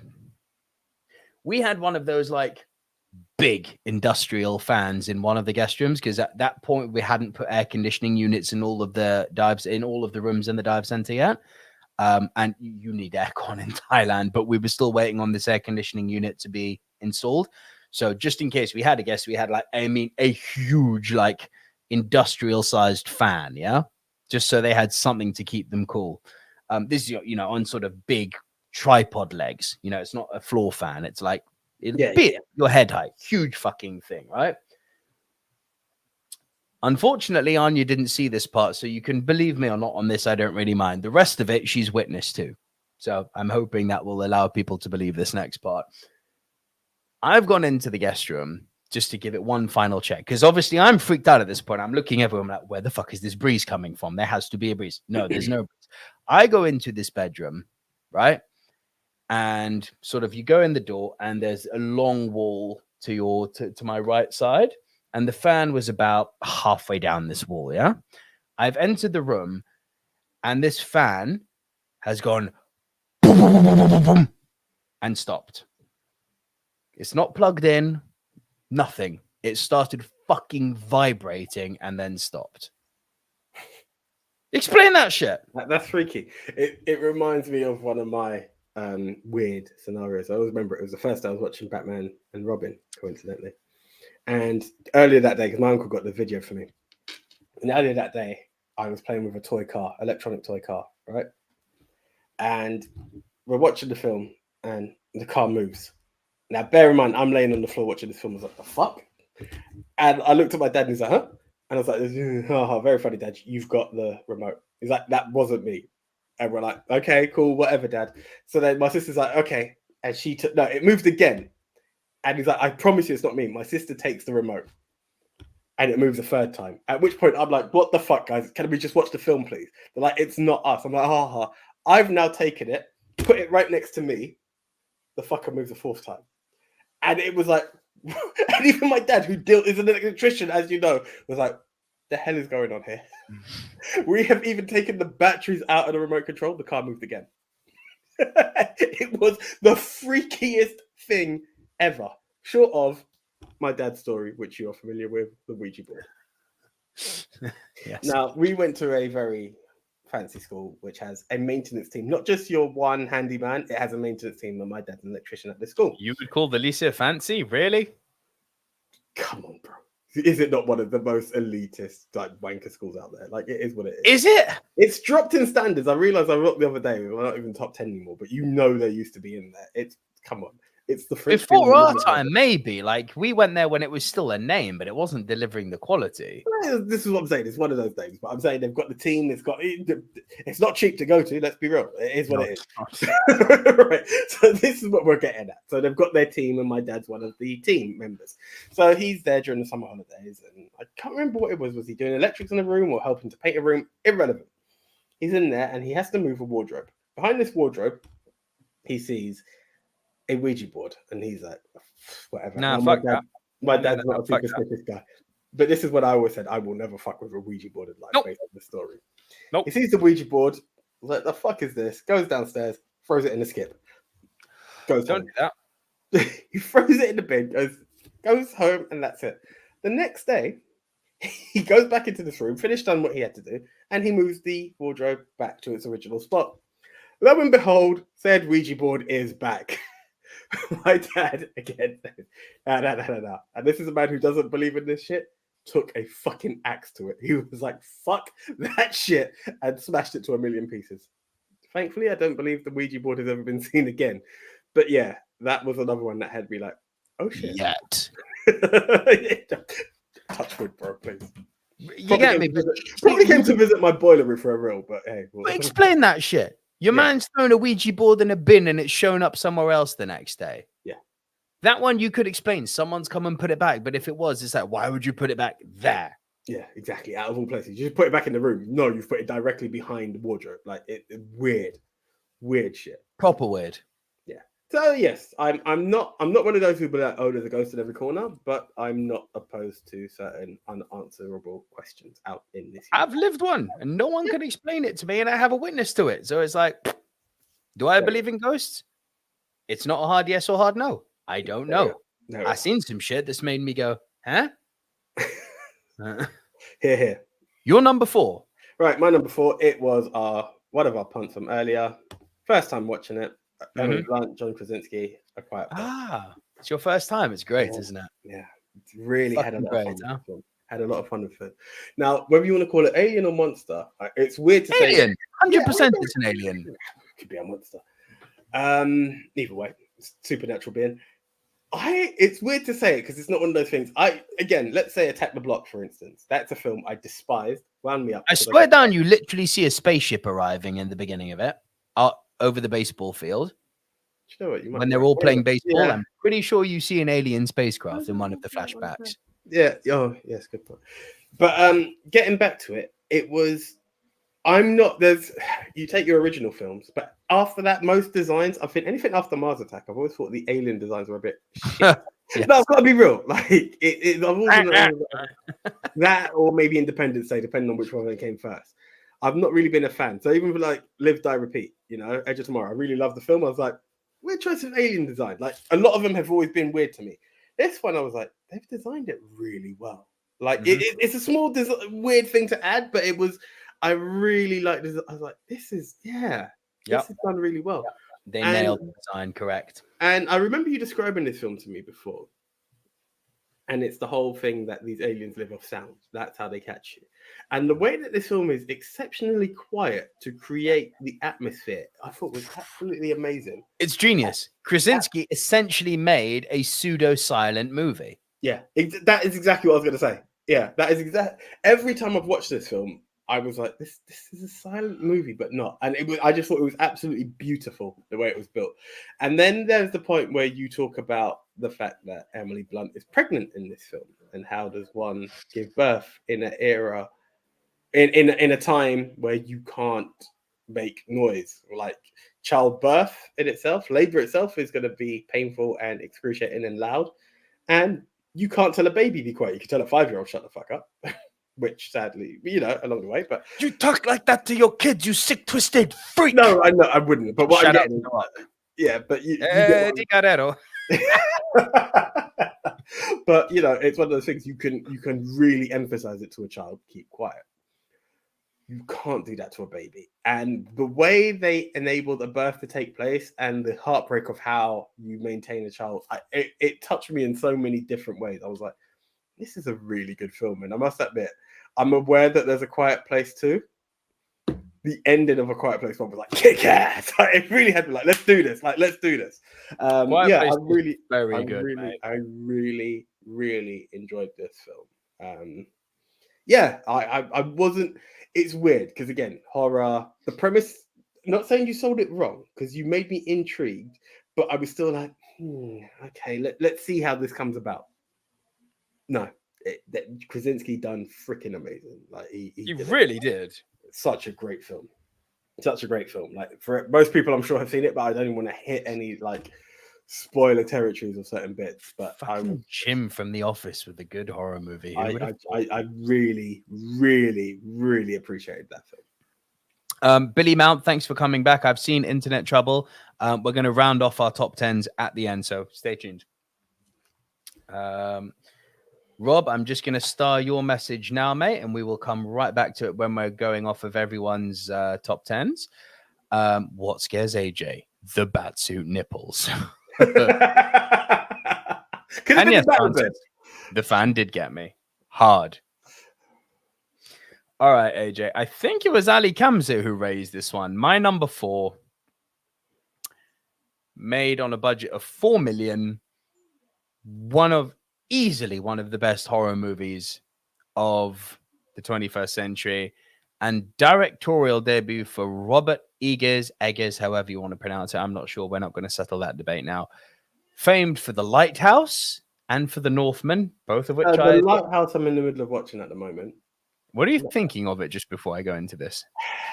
Mad, right? Yeah. I wondered because it came under horror, which gave me like, now's the chance to watch it. It could. Yeah, could be. And I can see why. I don't know if it would have made my list though. That's just not as a horror, no. That's just truthfully speaking. But not it's as a horror. Interesting film. I will start again. I feel like it's one of those I want to give a full attention in the one watch. Not one of those in stages kind of. Yeah. Thing. But yeah, it's quite brilliant. Yeah. So the guy who made The Lighthouse and who went on to make The Northman, one of my favorite films of 2022. This is his directorial debut. The Witch. A New England folktale. Now, if you want to talk atmosphere, very, very few modern directors have got a sensibility for creating atmosphere the way that Robert Eggers does. I'm going to keep saying Eggers and Eggers. I'm going to flip-flop back and forth. Forgive me. It is Set in, I think, the 1600s. They're speaking Chaucerian English, ye olde art thou, and all that nonsense. So there's a certain barrier to it, but that kind of adds to the atmosphere. It's essentially, I'm not going to oversell this one because I really want you to see it. It's essentially about a very small family who are banished from the main town for reasons why we don't know. And they end up staying in a little hut on the edge of town. And dark shit starts happening. Dark shit with the goat. Dark shit in the forest. Stuff with the daughter and the dad having a conflicted relationship. Again, elevated horror. We're talking about taboo subjects which are being repackaged. Yes. Father-daughter conflicts. Starring Anya Taylor-Joy. And bro, I cannot tell you how fucking atmospheric this movie is. It like jumps and screams at you. It's superb. Yes, Gavin Man, The Witch is the one with Anya Taylor-Joy. Sorry, I'm actually just not The Witcher. The Witcher. Rob Barber says, I had a terrible cold when I went to see A Quiet Place. I bought nachos too. I think I only had 2 opportunities to sneeze and crunch. Yeah, I get that though. I get that. You wouldn't want to fuck up the flow. Yeah, it was one of those movies where if you've got your popcorn and you're like, yeah, you know, you're like, you're gonna have that saliva moisten it in it and just like swallow it as opposed to. You don't want to be getting any of that crunching action, do you? I don't know why I put something. No. Yeah. Oh, and as Billy Mound is pointing out, is also Anya Taylor-Joy's debut. Yeah, bro, I cannot recommend The Witch enough. It is chef's kiss. I do like her. I think she did. Oh, she's great. Nico, I wanted to ask you about The Northman. How do you compare it to Conan the It's so different, bro. Like, you can't compare them. Without even watching it, based on your previous explanations of this film, I had a feeling that you couldn't compare the two. You can't. I think it's sad because I think that, correct me if I'm wrong, I think people are expecting Conan comparisons. Conan and Gladiator. Comparisons. 300 comparisons. Yep. But it takes a different turn. Just because it has a similar look, it doesn't mean it's going to have a similar tone. Single-handedly, The Northman's biggest mistake was its marketing. It marketed itself as a big sword and sandals Viking epic, and it is not. It is a Robert Eggers atmospheric fucking character study. Like, that's what the guy does, and he does it so well. Like, there's nothing. Well, there's a few big fight scenes in it, but even there, they're so short-lived. It's like, moving on. Okay. Yeah. So that was your number 3? That was your number 4. 4, sorry. The Witch, my number 4. So your number 3. Sorry. Cool. No, you were good. We were good. Right. It was our second punt of the show and my second international film. Me. Let the Right One In. Saw this film for vampire movies. Yes.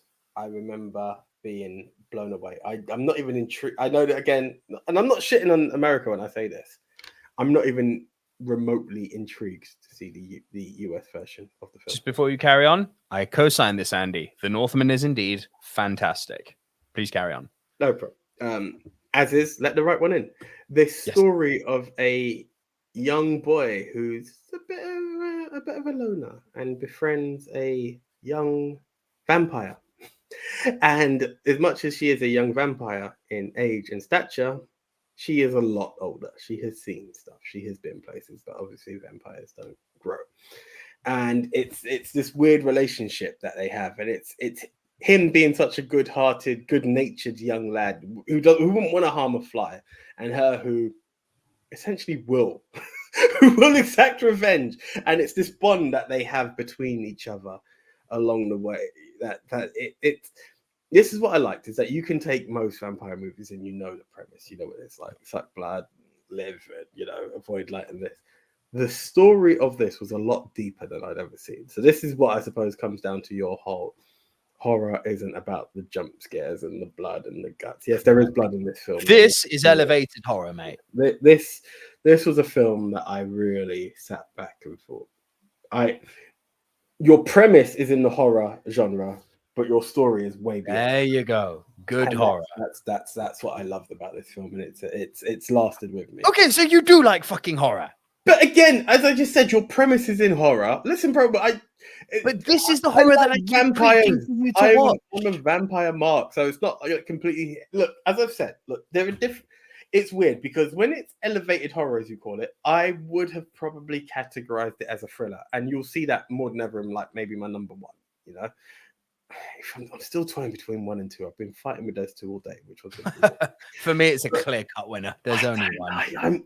I feel like it, but it's the experience I had from this film that just both of them gave me a great experience. But anyway, that takes away, and this is what Let the Right One In does for me when I talk about appreciating horror. If you give me horror, and it's always the thing where people are like, you need to see this film, and it's probably because of the way, horror fans market horror movies. You need to see this one. This gave me the shits. This one done this, right? It's like, for all intents, and I'm not knocking you when I say this, right? You're like, Paranormal Activity gave you that trip. I watched it. I hated it. No. It is what it is. It is what it is. But paranormal isn't what I would pull for to make someone who doesn't like horror. I get it, but but again, when I say horror fans, this is what because people like these disturbed elements, and it's oh my god. I find that when people do talk horror, maybe it's a conversation I'm bringing to people. I could be equally as guilty. It's always the scary ones. Again, another one. Again, not blaming you, but these are ones I can draw for. You need to see the Ring collection. And I hadn't seen the original Ring. I've not seen Ringu. We walk into the cinema and we watch Rings, and I'm like, not a bad movie. But Rings sucked. Rings was fucking awful. I'll say, as a horror fan, Rings sucked. But I think it's happened. I nearly went for The Shallows, but I didn't. I wasn't sure if that film. See, I would have put that under horror. When I looked at the classification, it didn't have it under horror, so I didn't put it in because that was on my list at first. But again, I tread the lines carefully. I still believe it is a horror. But it's not that I'm opposed to horror in the sense of a film can make you uneasy. I've always been, and it's because maybe the way horror is marketed, it's the films that give you the shivers, the ones that make you uneasy. And there is yet to be a film, sort of like my early young age, in a young age. I don't even call it. Hang on, Martyrs. That didn't make you uneasy. No, like it was really like, oof. But there was stuff that could be more graphical. Now, again, it's not in my list. That is in my list. But it wasn't. It had me invested. It had me invested in the story. I was tense, but not shaken. Do you know what I mean? And that's what I'm looking for. Now, maybe it's because as a kid I was watching freaking Nightmare on Elm Street, the TV series. I have no idea. I don't know. But those ones had me like, oh gosh. But I just don't have fear. I don't have the fear, and that's what I want. I actually want the fear. I want a film to give the living fear to me. Good for me. Good horror isn't there to scare you in the moment. It's there to fuck with your mind after the fact. Yeah, I get that, bro. I get it. But that's what I've looked for. And maybe it's because, you jump into horror. Yo, bro. You putting the pussy up on a pedestal. Maybe. But bro, what I'm saying is you remember horror kind of went quiet. Then it came back and it was, we'll go for it. It was the slashers. It started off with Scream. It was I Know What You Did Last Summer. It was all of those. I was like, no, forget that shit. No, but it was slashers, and I'm like, okay, cool. Do you know what I mean? But there's not. So it's when everyone's like, oh my god, you need to see that one. It was scary as fuck. I was like, whatever. They're comedies at this point. Those slasher movies. Of course they are. But this was the ones that everyone was there. The Faculty. The Faculty was a decent film, but it wasn't scary. That's the thing. Correct. Yeah. Species. Fun as hell. Classified as horror. Not fucking scary. Sexy. Oh, yeah. Channel 5. But it's just, that's the point that I'm at. Bram Stoker's Dracula. Horny as fuck. Monica Bellucci getting her boobs out. Yes, please, all day long. Not scary. It's just the classification of horror. It's the vision that I had of horror. And that's the thing. Can I appreciate a good film despite this genre? Yeah. But it's that. It's just something I need to untrain my brain from, which I don't know if I'm ready to do. If I can do it. Try. It's a very good genre. I'm not opposed to the films. Like honestly, from 6 down, I really have I've got a lot of love for these films, and I appreciate them for being in the horror genre. Yes. There you go. Mixed Memorabilia says, I'm really intrigued by The Witch, especially being set in the 1600s. Just added to my watch list. Please, fucking 2 for 2 tonight with Mixed Memorabilia's here, right? Do you have any more international films? That's a question for you, Mixed Memorabilia. Please drop comments down below. For you. Well, it's for you, Nick. Oh, do I have any more international? Because I want to address Mixed Memorabilia while they're here. Yes. Japan? No. Okay. I got round to see an Audition, which was categorized as a horror. There's a bit of a torture scene at the end, and I'm not getting into spoilers. It's a good film, but I didn't find it a horror. It had my mind ticking. That I appreciated from the film, and I'm not going to get into details of it, but I just remember Mixed Memorabilia asking us for it, and I saw it listed as a horror, and sadly couldn't make the list on that. I think it's a good film. It's a great film. I need to watch it again to really embrace it. It was, again, crazy moving period. So I didn't get to watch it, but I just didn't have the horror element. Now, maybe you would have classified it as horror. I found it eerie. It had an eerie feel to it, but not horror. That can be eerie and not be horror. Yeah. But yeah, no, thank you for the recommendation. One for me to watch again. But I was hoping it would have made the list. Sadly didn't. But it is a good film. Rob Barber says, are you looking forward to Winnie the Pooh, Blood and Honey? So much. So fucking... I'm looking to have a laugh with that. I am looking to have so much. Like, I do not like fucking slasher movies as a given because I think they're all predictable and deadpan as hell. Which kind of answers the question for Republic Productions. What do you think of Scream? Not very much. AJ is a fan. I think it's a pile of shit. I enjoyed Scream. Scream 1 and 2. That's a fucking Scooby-Doo movie. It's all it is. Of course, they're stupid. They're stupid. They are stupid as hell. And genuinely, I'm looking for more in my horror. Tucky, I've seen your Rushmore, but we are 21st century movies, so a lot of what you just mentioned doesn't come in here. And Liverpool Music is here. Evening, gents. Hello, Liverpool Music. Thank you for joining us. So that was your 3, AJ, yes? Yep. All right. My 3 is my last international movie. This is so good. From Australia. The Babadook. The Babadook. No. This film, had it made my list, was going to replace Freaky, if I'm honest. It wasn't going to be higher than 10 for me. Oh, really? The Babadook was interesting. I think the beginning of the Babadook worked a lot more for me than the end did. Yes. Okay. Carry on. The thought of the Babadook before the Babadook turned up got me. I think when Mum took the mental turn, I kind of started to lose it in the film. I'm not saying it was bad. Yeah, it stops being creepy. I wasn't heavily invested. I also feel that I felt her first snap at the kid was sorry, and I don't want to spoil it for anyone. Had meaning, but I found the kid's quirkiness to be a little too quirky for me to really invest in. It was a weird one, so maybe that's why Freaky was more of a reach than an actual fit. Because Babadook was there, and it was really heavily in my list, and it was recommended to me by James. Shout out to you, James, my fellow DM out there. It was missing something for me. To me, when you first said when you were talking about The Witch and you talked about on a budget, I thought this was actually the film. I felt that they worked with a budget to make it happen. And that they worked brilliantly with the budget they have. And again, we're talking about elevated horror. We're talking about taking something taboo and repackaging it. The idea of a widowed mother dealing with grief and depression while clearly having an estranged relationship with her sister and no support system in place whatsoever to help her get through her grief and depression, and being faced with constant judgments about her character and about her parenting ability, while also barely able to maintain a poor paying job. Bro, that's so relatable. That's so relatable to so many fucking people, you know, being judged, dealing with grief, dealing with depression, being a single parent. There are so many fucking powerful themes going on in this film. And the performances from these two brilliant actors together on screen. The child in particular, I shouldn't remember his name, but he was really good. And see, I don't want to be bad. I feel his character somewhat annoyed me more in the beginning, but meant to be in the end, his performance in the end, I thought was stellar. In the end, I thought he was powerful as all hell. Yeah, this worked on so many levels for me. I can't tell you. It was such a breath of fresh air in the horror genre because Smile, which is out in cinemas at the moment, really good horror movie, right? But I've seen a million Smiles in my lifetime before.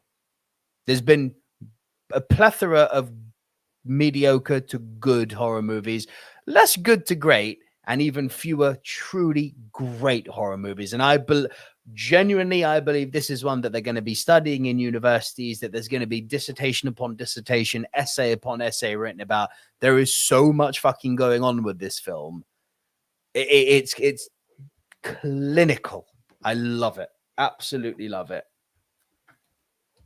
No, that's good. That's good. Sorry, I've just at the very last minute changed my 2 and 1. Yeah, the more I think of it, for this genre, I have to be wrong. Sorry. Yeah. No, it's Duck. See, again, worked with what they did, but it was the concept before that a child's book. Essentially, again, for anyone unfamiliar with the story, it's as Nico described the whole story of this family. She's just reading her son a story, and it's this random book that's turned up, and it's of the Babadook, and it's this story. And the more she reads it, the more disturbing it gets. So much so that it disturbs her son.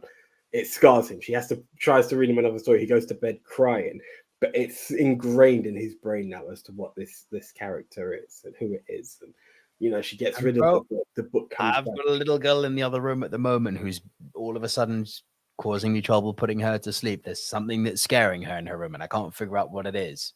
But kids having difficulty being put to sleep. See, even shit like that, it's all so fucking relatable. I get it. I must admit, without doing a spoiler, part of the Babadook did remind me of the Ouija board story as well. I was like, whoa, I've seen this before. Yeah. Infinitely relatable. Thank you for proving the point. Yeah, too close to home there. But it was just lacking something. And that's why I probably did draw for a weaker comedy horror than this. Again, horror is not my platform, but it was okay, but lacking in certain areas. I think certain areas needed more depth. Again, you talked about the judgment within her character as a mother. There's that part where there was an investigation where people come to see the relationship of her, and it was there, but it kind of fell flat. I just felt like certain bits could have gone a tad deeper. And don't get me wrong, they contained the film really well. It was one of those films that didn't have. It wasn't 2 hours. I think it's an hour and a half. It's very contained, yeah. Yeah, and in that I appreciate it, but I felt like maybe you could have eliminated more to give a bit more depth in areas. It's just a personal judgment, but it's fair. Yeah, that's why it couldn't make the list for me. And quickly to answer Republic Productions question, why do you hate Scream? I think the first 15 minutes of Scream with Drew Barrymore are fucking brilliant filmmaking. Horrible, uneasy, unnerving, again, infinitely relatable. And then it just goes into Scooby-Doo territory, and it becomes over-reliant on tried and tested and overused comic tropes. It was completely reliant on jump scares and the classical, let's split up and let's go to another room. And it's just, as I said, it's Scooby-Doo level horror. I mean, I was just waiting for a character at one point to say Zoinks. It was. To be fair, he did go on to play Shaggy. This is what I'm saying. I mean, when I saw that, I was like, well, that seems super appropriate right now. It's an interesting one because while I think the Ghostface Killer is an iconic villain at this point because of the design of the mask and all that, also shout out to Budweiser, we're there. Yeah, and Scary Movie, I guess. But the jump scare is done effectively, as I mentioned for my number 9, super powerful. When you can literally set a timer and go, and they want to make me jump in 3, 2, 1. It's like you can see it coming a mile off. The twist at the end was actually interesting, but it felt empty because of the shit I had to get through to get to that twist ending. At that point, I didn't care anymore. So fuck Scream. I have fond memories of Scream. Scream is supposed to be a satire of the genre. I don't like satires unless they're good. Well, Austin Powers is also a satire of the genre. Love that. I would take Scream over Scary Movie any given day. Both satires. Both terrible. Right. Okay. This was going to be my number one for the longest. You've changed it, haven't you? But my number one had to. The more I think of it, as I said, 1 and 2 done it, but I think number one fits the horror category a whole lot more. So in at number 2 was a film I didn't think I was going to enjoy, but I think it was not probably my film of the year or very high in my film of the year it came out. It's not clap. Hmm?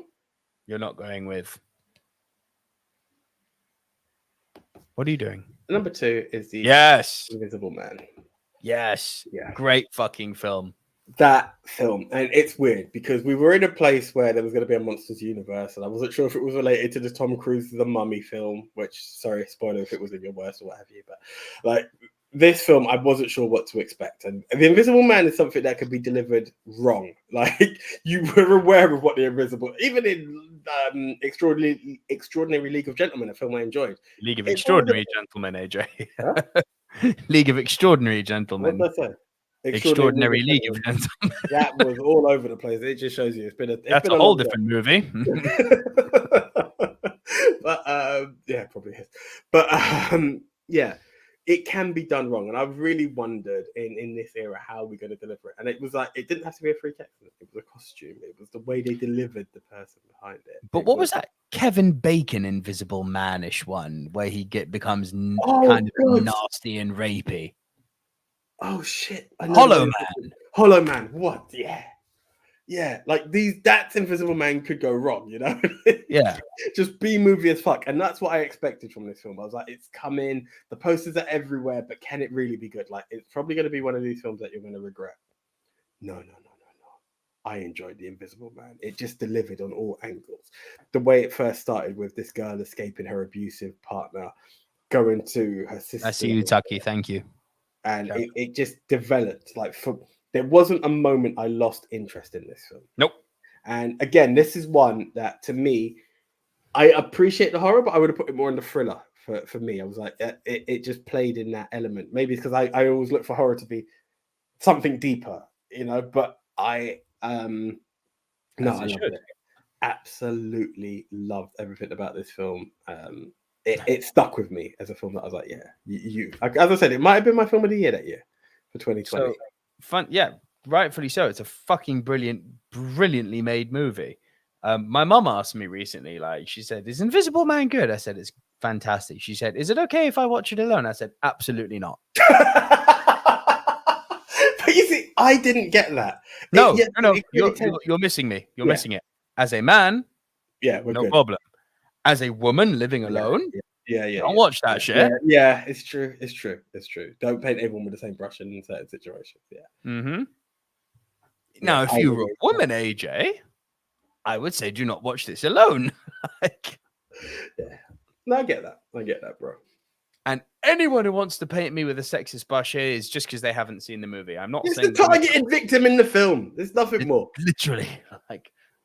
I'm always afraid that a soundbite is going to be taken out of context at some point. Exactly that. Context, motherfucker. All right. Yeah, bro, great choice.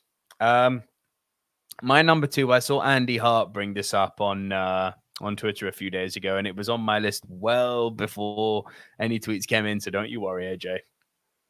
Oh, this is like Invisible Man, where female-centric hero has to survive. ×5. I'm talking about The Descent. Okay. Seen it? No. Oh, fuck me. Descent. I'm trying to think. 5 women go spelunking. Do you know what spelunking is? Yes, Batman does it. Yeah. The cave diving. Kind of, yeah. Dry caves. No wet. They don't go in water or anything like I do. They're not stupid like that.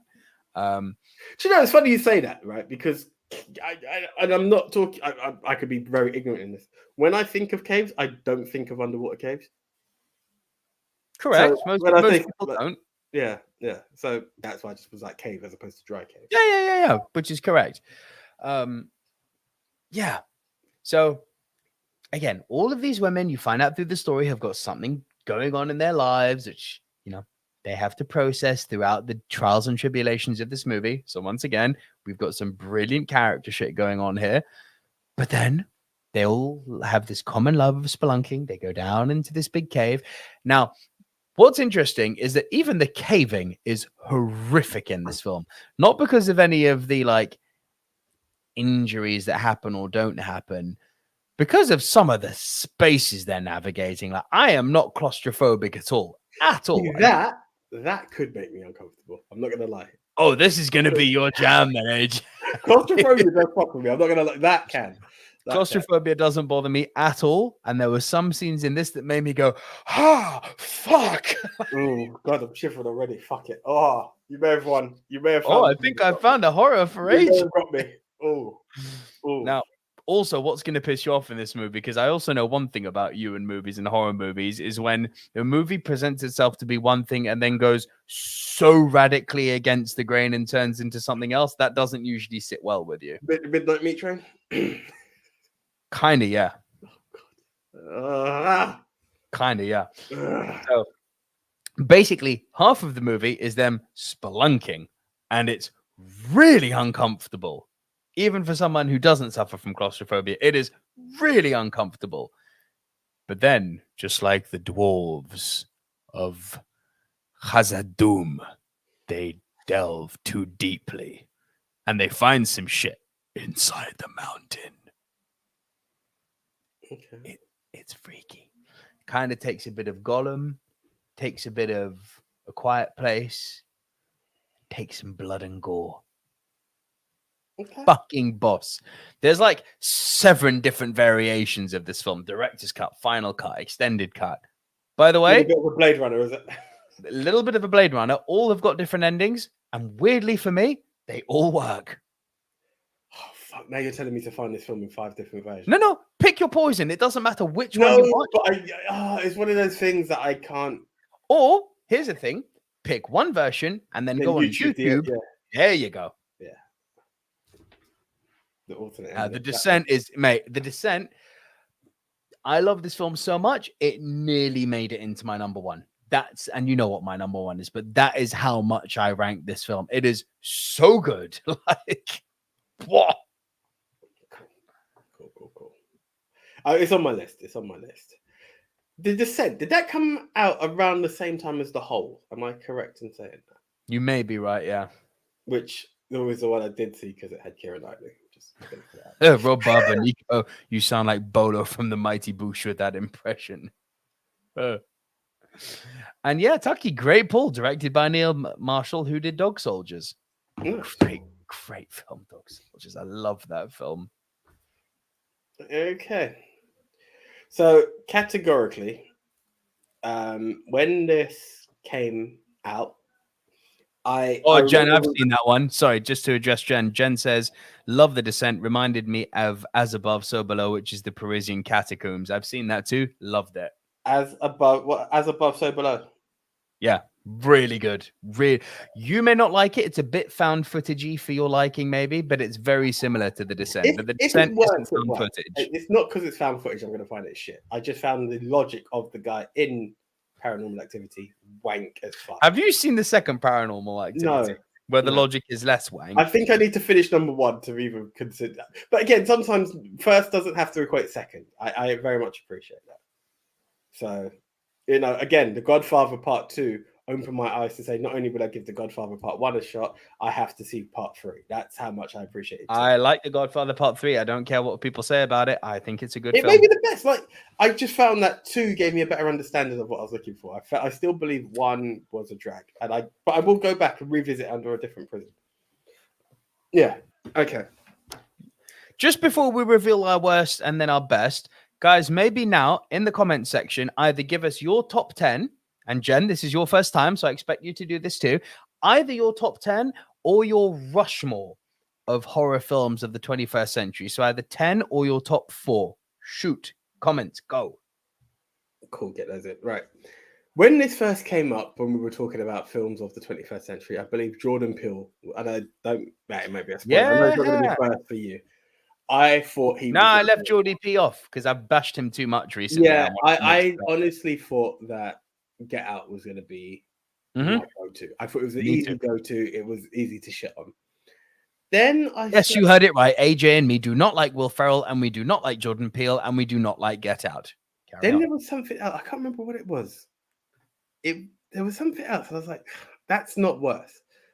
And then something hit my head. And since then, I was unable to see it because I categorically see it as the worst. And I think where Invisible Man was my best film of 2020, this was my worst film of 2020. And once again, it's one of those easy draws because the worst horror movie of the 21st century I know where you're going. Categorically is Candyman. What an absolute heap of shit. Now, here we go. I think maybe it was the Babadook. Now, where I feel that a film could try to deliver and it doesn't hit a tone to me, that is its situation. Again, Get Out, I saw the tone. Now, again, this is where I will break down that horror has many different tones and angles, as all genres do. It wasn't for me. I can see what you're doing. You're not majorly on the jump scares. You're trying to give me a twisted story, and that's what's meant to be a horror. That was Get Out. And the rest of Jordan Peele, my sister said Us was shit. I just writ him off because I give, like, Nope was a definite nope for me. Candyman for the... Sorry, Francis is questioning this. Francis, Candyman did have a remake last year. If you missed it, you didn't miss much. We're not talking, obviously, about the Tony Todd original. And this is the thing. There's a Tony Todd original, which I have still not seen, but has rave reviews from everybody. Oh my God, Candyman, say his name 5 times. Say his name. Candyman. Like, it was that movie. This film felt like it had so much potential. When you start this film, it looks like it has potential. It gives you a bit of a backstory. It gives you this artist who's discovering something. But it gets to be one of the most annoying, frustrating, and I say, had it not been for Cats, I would categorize this as the worst cinema experience I've ever freaking had. And that is being Matrix 2 and 3 in the cinema. Right? This film was absolute horseshit. There was nothing. It had quality. It was just absolute wasted potential, and that is what made it worse. Where a film can try to deliver but doesn't resonate with me is one thing, but to have just squandered something that looked like it was going to be great and just be an absolute failure on the jump scare element, on the mythical elements, on all sides, you just failed, and you just had me like, really? Is that it at the end? Absolute horseshit. Absolute shit. Candyman is my worst horror movie. I can't disagree much on that. Except I will. But Candyman is awful, especially when you hold it under the same light as the original, which is really fun. Oh, you've seen it now, yeah? Yeah, it's great fun. Great fun. Rob Barbara. Wires for Yahya Abdul Mateen. Listen to that on the Bigger Movie Podcast. One of the best podcasts out there that isn't ours. Candyman was decent in the final 15 minutes. Rob, you liar. Thank you. I didn't think so. I remember the last 15, and I think that wound me up even more. Candyman. Tony Todd in this film for one frame. Yeah. Literally one frame. Yeah, they tried to make Candyman a superhero in the last 15. They just... For fuck's sake. So all we needed was Nicolas Cage to go, not the bees. Not the bees. Anything but the bees, not the bees. I'll say this, though. As shit as Candyman is, and I did mention this on my little mini review for Bigger Movie Pod, the cinematography in it was quite beautiful. That it was. That I will never knock. That I will not knock. I will not be a lying arsehole. As I said, it had potential. Visually, it caught me in, but the story just dragged and failed in each angle that they tried to deliver.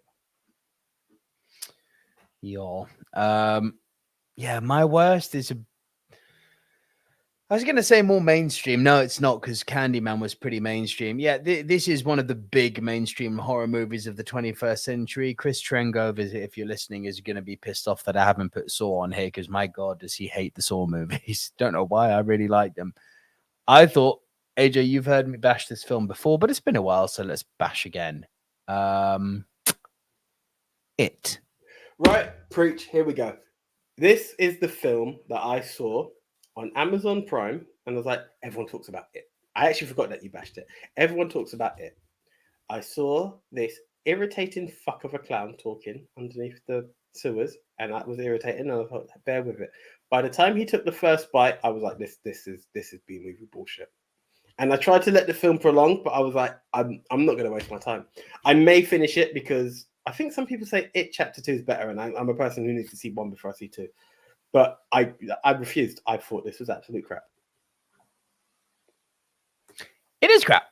Now, what I think, I hate to speak for other people, but permit me. The Tim Curry one, which came out many years, early 90s, I believe. Many previous years. It was very self-aware in the fact that it was a B movie. And the thing about the Tim Curry one, you never really saw like the deaths. You never really saw the bitings or the murders. All you saw was like the mouth open, and then it would cross dissolve on to the next scene. Some would argue there's more power in that because the mind fills in the gaps, and that can obviously be more powerful. However, where I think It, Chapter 1 and Chapter 2, fool their audience is because they showed shit. They showed stuff. It's like, oh, when little fuckhead goes after his boat and looks under a sewer. By the way, which kid does that? But anyway. Paper boat at that. It's not even a paper boat yet. There's some Stephen King writing for you there. But he's the world's greatest writer. Fuck off. Fucking the day Stephen King can do something that isn't aliens, monsters, white picket fence, Americana, suburban town, I'll suck my own dick. No, seriously. I'm not even at risk of that happening because it ain't ever going to happen. But yeah, man, it fooled audiences because it upped the ante of the violence. But did it actually live up to the book? No, because if it lived up to the book, there would have been a kiddie gangbang in it. Oh, but we can't do that. So it's like, well, don't fucking pretend like you're being faithful to the source material. By the way, just so we're clear, I'm very happy that they were not faithful to the source material. Yeah, like no, under no circumstances. But you have to get that. You have again soundbite. Soundbite disclaimers. No, Nico Lurot does not want to see a kiddie gangbang on the screen. No circumstance. No, but don't pretend like we're 100% faithful to the source material because I'm gonna be like, well, you're not. You're a fucking liar, is what you are. And bro, Rob, what's your OnlyFans username, Nico? Love Rob. Oh man. But look, as I've said before in previous episodes, it is a tonal fucking nightmare. You go from being hyper violent with the clown's teeth coming out and literally taking the kid's arm off and then dragging him on into the sewer. You'll flow too, twat. But then you've got this Mickey Mouse slow motion rock fight down by a babbling brook. And I'm like, huh? These same kids who were literally cutting next kid open on the tummy and now fucking throwing skipping rocks at each other. And I'm meant to buy into this being serious? Like, what are we doing? And then you go to the haunted house part and it's like, okay, kind of creepy. And then we go in the haunted spot and he's fucking running up and down the walls. I'm like, and you're not scary again. I'm like, could you please just pick a tone? Either go B-movie horror or B-movie horror comedy. What are you? Yeah, it was missing. Nah, it's fucked. It's absolutely fucked. No interest in it. And I've got no interest in seeing it ever again. It's wank. I felt it was shit. I do feel like I want to finish it because I'm one of those completist people. But on review for this, I was like, I already had a worse. I don't need to finish a film to make a worse because I knew it wasn't going to qualify anywhere else. It just felt shit as. Yeah, right. It really, Kevin, man, #context. Billy Mount says, Nico and AJ, how'd you compare it to Stranger Things? Stranger Things shits on this for days. And I dropped off Stranger Things after season 2, but it can't hold a candle. For some reason, Stranger Things it's weird. It takes a lot to catch my attention. I had to go a few episodes deep for it to finally catch my attention in season 1. Then I stopped. Season 2 was very much the same. And I've started season 2 like 3 times, but I've never actually gone further. I know people like my nephews ain't fucking love Stranger Things, but I've done full seasons 1 and 2, and I kind of got bored of it after that. Yeah. It's Top 10 Stephen King adapted films, suggests Gavin. Number 1, The Green Mile. Number 2, The Shawshank Redemption. Number 3, The Mist. Number 4 through 10, don't care. Spoiler. Right. In at number 1. Yes. Is my number 1 when we done horror franchises. And it's true to the horror genre. And that's why I had to swap it with Invisible Man. It's The Conjuring. Well, it's so funny you say that, AJ, because that is also my number 1. Yeah. Bro, there's something about... Oh, sorry. There we are. The Conjuring, to me, which really catches my attention is the fact that it was grounded. Yeah, and again, I get where you go with like possession scares you. This film will, this takes Haunted House to a whole new level. It tips the scale. What I also like about The Conjuring is you can have films and sequels. This film built a universe. It gives you Valkyrie. It gives you the doll. It has all these different angles that are linked but not. It's not stupid. Before you carry on, I need to withdraw my statement about Stephen King because Gavin Mann is rightfully saying Stand By Me and Andy Hart is saying The Shining. I fucked up. I'm sorry, Stephen. You're the best. Not. But okay, we might need to do Stephen King movies. But yeah, carry on with your Conjuring. The Shining. Can't wait to watch that again. Yeah. I with The Conjuring, I didn't feel like did it scare me? No, but it had me tense at moment. It had me invested. The Conjuring didn't scare you? What does scare you? I think The Descent. I'm pretty sure The Descent is gonna fuck. I want to fucking have an AJ watch along party when you watch The Descent. If claustrophobia is your thing, I need this on screen. don't like. Oh, the shivers already in me. No, we need to do a watch along for AJ. Comment down below. Comment down below. Who wants to see AJ watch The Descent live? No. Again, if it lets it down, then it's a huge letdown for everyone. But this film I was invested in. I like the world that they built, and that's what I thought was absolutely amazing about it. This family who are essentially ghost hunters, and I've seen Conjuring 1 and 2, and I've just loved the way they build it. I remember watching this film with, again, low expectation, thinking, here we go, horror movie, what have you. Again, didn't scare me. Yes, it has its tense moments. The clap was something I was like, oh, you've played that well. Fucking clap. The way they played on it, I thought beautifully done. It doesn't shake me, but I was like, you are the definition of horror. You are giving, as much as it hasn't shaken me, which is what I'm looking for. I'm looking for the shake. You give me context. You give me... You're not playing me for an idiot. And it doesn't need to be slasher, which is another thing I also appreciated about this film. It's psychological. It's fucking with your brain. It had you movies. Fucking possession movies. Yeah, that's where I was like, yeah, this is a good film.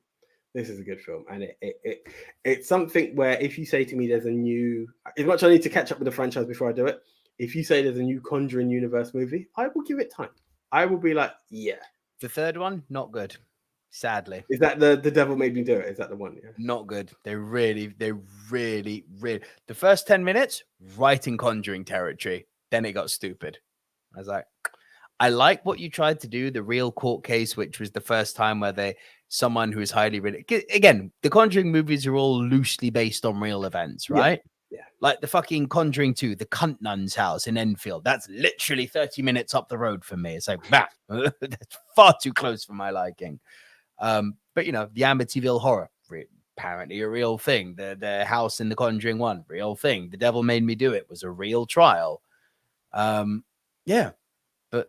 the first two, whew. No, they're good. They're good. I make time for the Conjuring, and if I'm going to talk horror, that is definition for me. James Wan really is a master. He's so good at what he does.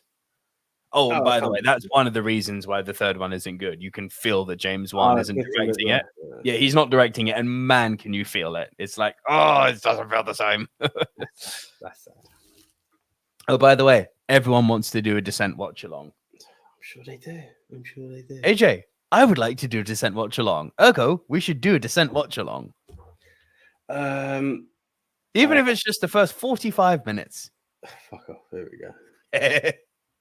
Let's see. Most There's a Conjuring 4 scheduled for 2026, says Billy Mount. Is that confirmed or rumored? Who's reported that? Because that sounds interesting. A bit of redemption from 3 would be great. Descent, claustrophobic tale. Oh, for fuck's sake. We don't have Francis Lalonde knows you inside out, AJ. Background image for AJ Descent watch along party. Dilophosaurus. That's some deep fucking self-esteem knowledge there. I appreciate enough. How do I watch this? Why is it not coming up on thing? Subscribe to Amazon. I have got Amazon. Okay. All right, fair enough. It looks like it's I don't want to do AJ Vision to create a watch along party. Do you know what I mean? It feels wrong. No. We don't need to do AJ Vision, but we're not also streaming the movie. The cameras will be on us, and we'll say to people, and we're hitting play in 3, 2, 1. Here's the title, so you can watch along with us. Okay, yeah, so watch it as you wish. So we're not allowed to stream a movie. We'll get completely shut down for that. Yeah. Although Billy Mount is saying something interesting here. Would you do it on Discord? I don't know enough about Discord, but we should look into I need to look into Discord more. Someone had me do a stream for them on Discord, and I've not gone fucking back. Discord, Mastodon, Twitch, fucking Vero. Stop. What was the other one? Good thing I get paid to do social media, or I'd be literally committing suicide at this point. Yeah, there is too many. And even that other one, Mixcloud, as much as it's music, people are streaming it's too much. That. There's so many different angles. It's AJ Horror, Gavin Mann says Ratatouille. Yes, that is also a shiver. That is also a shiver moment of a film. Yeah, and a question for you, AJ, from Mr. Rob Barber from the Bigger Movie Pod. AJ, do Adam Sandler Netflix movies scare you? They are horrific. Adam Sandler's weird, right? Because early Adam Sandler, I had no time for. And then I started to give him time. What was the first one? Like Happy Gilmore, I say early. Like the whole Big Daddy and that. I've never really been into that. And the Big Daddy, I enjoyed. I'm not going to lie. I like Big Daddy. And Waterboy I didn't do. You didn't like Waterboy? My name Baby Buffet. My mama said that. My mama said. There are certain things that I sometimes feel you're taking cheap heat. Right, and I feel like that was like we're going to play on the special needs angle and stuff. I'm not here for that. It just felt cheap. It just felt like it's not the angle to take. As much as everyone was like, "Yeah, it's amazing," I was like, "I'll get to it when I do." And to this day, I've only seen extracts of the film. I've never sat down to watch The Waterboy in full. I did enjoy Happy Gilmore, but it's when he used to do that voice, it really bugged me. I think I enjoyed Little Nicky as much as that was stupid. It was like so shit. It was, but it was like, okay, this is it. Like he's doing something different. But then he can do what's the diamond one? I can't remember the film now. Uncut Gems. Uncut Gems, He can deliver that. Funny, is it Daddy? He does Uncut Gems. He's got the Merowitz stories. He's got Punch Drunk Love. Like people forget Adam Sandler when he wants to crank up the drama is fucking good. He's got some stuff, comedy and serious. Do you know what? I enjoyed Click. I know it's so stupid, yeah, but I enjoyed Click. Like, he's got two sides to him. Chuck and Larry, not so much. Here's one that people hate, but I loved, was the one he done with Jack Nicholson. Anger Management. I love that shit. I love that shit. Loved it. So yeah, pretty. Oh, so pretty. Come on. Yeah. All right. Before we make just quickly one from Gavin Mann. Question for you all. How do you feel about the Musk Twitter takeover? Oh dear, we're going there, are we? I feel I haven't been directly affected by it. However, have seen fellow followers shouting about moving to Mastodon. Thoughts? Well, I'm going to get on to Mastodon because if I've learned anything from TikTok is don't fight the new trends because you can blow up out of nowhere. I fought TikTok, and then people who are making really shit content, no disrespect except all disrespect intended, are now fucking influencers on TikTok, and I'm looking at their stuff going, how? The world is weird, isn't it? The world is absolutely weird, and it's one of those things that you have to embrace. Now, I'm, as you probably know, Gavin, as a follower of MOW News, I'm not the most Twitterverse person as it used to be. Also, on another side, I've not followed the news enough to pay attention. I'm aware he purchased it, don't get me wrong, and I'm aware there's a few changes that took place, but it hasn't impacted me enough to be able to say, down with Musk, The one thing he's doing that I don't like is there seems to be a very, very obvious supporting of Donald Trump. as far as Elon Musk is concerned, in terms of how his new algorithm is prioritizing certain people, and I'm not about that. What I have realized recently, and as much as it's good to have followers, it's not when it's spam bots. There has been an increase in spam bots following recently. That has bugged me. Yeah. Billy Mount, no, I don't consider Little Nicky a horror movie, and I have not seen Hubie Halloween because I stay away from Adam Sandler Netflix movies as a rule of thumb. Like Adam Sandler, not on Netflix. Also, can I say, if we are going to talk about like childhood horror and stuff, the missus was over the moon, and I knew not to be over the moon that Witches 2 was out. Yeah, Hocus Pocus 2. Sorry, Hocus Pocus 2 is out. Oh, I haven't gone there. What a heap of shit. Absolute. Telling you, man, Disney not firing on all cylinders at the moment, brother. I said this to you at the top of the show. Disney not doing it. Absolute letdown. Absolute shit. Are we surprised? No, I wasn't. I knew it wasn't going to be great. I didn't think it'd be that bad, though. Disney and the vanillification of cinema continues. Right. Okay. The Infinity Saga has ended, then the ship has sailed. It seems. Yeah. Everything's a side quest from that. Like they had that. They put it's a side quest, and it's all fucking derivative characters from now. Here's She-Hulk. Here's Ironheart. I'm waiting for Kid Quicksilver, which we've kind of had already. It's like, okay. Cool. I don't even want to be a prick, but Son of Hulk. He mentioned his son's name. It wasn't even like a moment, and it was. I think it's also, without getting into, so I hope no one's waiting to see the show, but it was like, because of the way they wrote it, did his son appear, did his son not appear, what the fuck, who gives a fuck? That was it. Literally, who gives a fuck?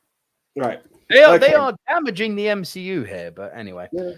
Let's go to the comments. The people picked for their Rushmore. Are we going to do our top 10s first before taking yeah, shoot.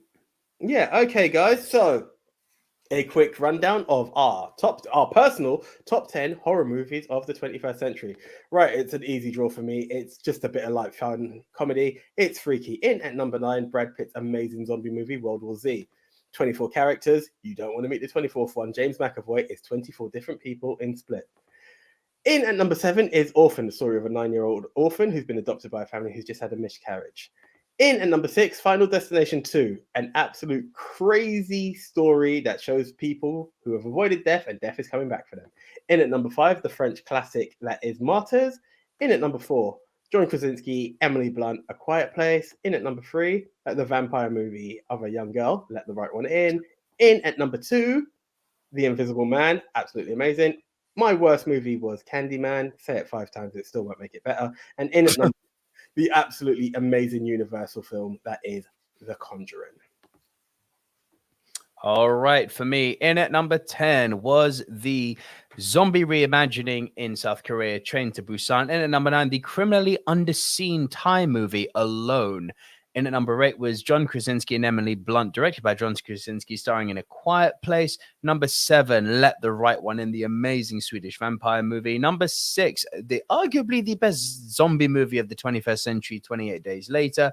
Number 5, the based on a true story, Exorcism of Emily Rose. Number 4, set in the 1600s, we've got The Witch and Anya Taylor-Joy and Robert Eggers doing both their directorial and acting debuts. And at number 3, the brilliant story of grief and depression set in Australia, The Babadook. And at number 2, we have got the claustrophobia-inducing Descent. My worst easily was the pile of shit known as It. It rhymes with shit. And in at number 1, like AJ, I've got The Conjuring. Cool. Okay, guys. So, yeah, that would be available on your Reels and your TikToks and everywhere else for you to just digest throughout the week. Okay, so it's Rushmore time. Before we go into that, let's have a... So how are we doing this? Because I remember Pedro asked us to give the 4th spot. Do we do our 3rd, then see what people... Yeah, let's do that. We can do our 3 and then let the audience decide on the 4th. Yeah, I think that's kind of a way. So we'll see what's kind of trending, and then we'll put it to a vote to see what people really like. We'll kind of have an idea of what everyone likes. So first we've got RJ Skarenki with number 10, The Facility. I think that should be The Faculty, by the way. It could. Yeah, I think Scream 2. Yeah. Scream 2. I still don't know what you did last summer. The Craft. Your thumbnail, It 2017. 2, also The Silence of the Lambs. Silence of the Lambs is not 21st century. But no selection. Andy Hart. These are the contenders I thought of. Let the Right One In, The Devil's Backbone, Raw nearly made my list, Andy. Martyrs, Train to Busan, I Saw the Devil, Climax, Revenge, A Tale of Two Sisters, Pontypool. Yes, Andy. Record. That's another film as well, isn't it? After Raw. Record is a separate film. Oh, I missed that. Sorry, Record. You're quite right. Ali Kamza, I'm just going to say my number one before my VPN fails. It's Robert Eggers' The Witch. Haha. Andy Hart says Train to Busan or 28 Days Later are the best zombie movies of the century. Noted. Rob Barber, got my list sorted. The Babadook, It. No, Rob, that's a no. Saint Maud nearly made it. A Quiet Place, Get Out, Midsummer, It Follows. Fucking It Follows nearly made it too. AJ, add that one to a list. Superb. Yeah, I saw that. American Psycho, Planet Terror, Room, being held captive must be horrific. Yeah. I get what you're saying. Yeah, it's unconventional but horror nonetheless. Sure. It Follows. Sorry, let me just add that to the list. It Follows is superb. Again, the taboo topic on this one: rape. Question for everyone, because my nephew suggested it to me, and I was like, I could just about squeeze it, but I wouldn't have been able to finish it. Lights Out. He hasn't seen it, but he remembers his cousin being like shaken by it. Is Lights Out a good film? Just putting that question out. I remember enjoying it. Okay, I'm just wondering because that was creepy. Tucky says Tucky, we had to redo this one. Tucky says my Rushmore is Saw, Shaun of the Dead, nope. A Quiet Place, The Mist. An honorable mention to Last Night in Soho. Gavin Mann comes in with Rare Exports, A Christmas Tale, The Lighthouse, Dog Soldiers. I love you for putting that on, Gavin. Spencer, Mandy, Under the Shadow, Train to Busan, Pontypool, A Quiet Place, One Cut Off the Dead. I need to put Pontypool back on my list of stuff to see. Like, I need to put put it higher up. Good. Sorry. While we're on this, Andy, Gavin, sorry, Spencer, as in the Princess Diana movie, or is it a different Spencer? Must be a different Spencer. Republic Production says A Quiet Place, The Lighthouse, Shaun of the Dead, and The Invisible Man. There's The Descent, Martyrs, 28 Days Later, Black Swan. Great shout. I wasn't sure if Black Swan falls under horror, you know. Depends which lens you're viewing it through, mate. Tucky says Saw, Shaun of the Dead, The Mist, A Quiet Place. Honorable mention to Last Night in Soho. I think I got that one. Yeah, I think you read that. And Jen, a new member of the film family, from 1 to 10. In at number 1, The Descent. Yes, Jen. Grave Encounters, Let the Right One In, As Above, So Below, Conjuring, Sinister, Black Swan, The Babadook, Insidious, Train to Busan. Oh, we got a big James Wan fan here. I love it. A few comments have come through. Just Billy Mount says, My Rushmore, Saw, Freaky, I Know What You Did Last Summer, Nightmare on Elm Street, Friday the 13th, Scream. I can see your kind of horror there. Mm-hmm. Andy says, yes, Lights Out is good. Jennifer Thompson says, Lights Out, Lights okay, but not as good as Conjuring. And Francis Lon says, yes, Surprise Dog Soldiers didn't get more love. I'm saving it for in a few weeks' time.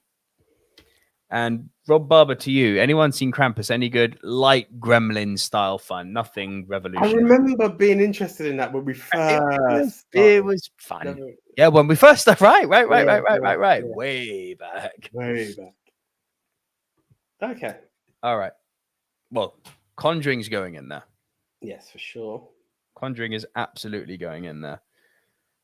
Let the Right One In had a lot of love. Let the Right One In did have a lot of love. Maybe we should have left that as the fourth place. But, well, the two that I saw that had a lot of love were Let the Right One In and A Quiet Place. I was going to fight for Quiet Place.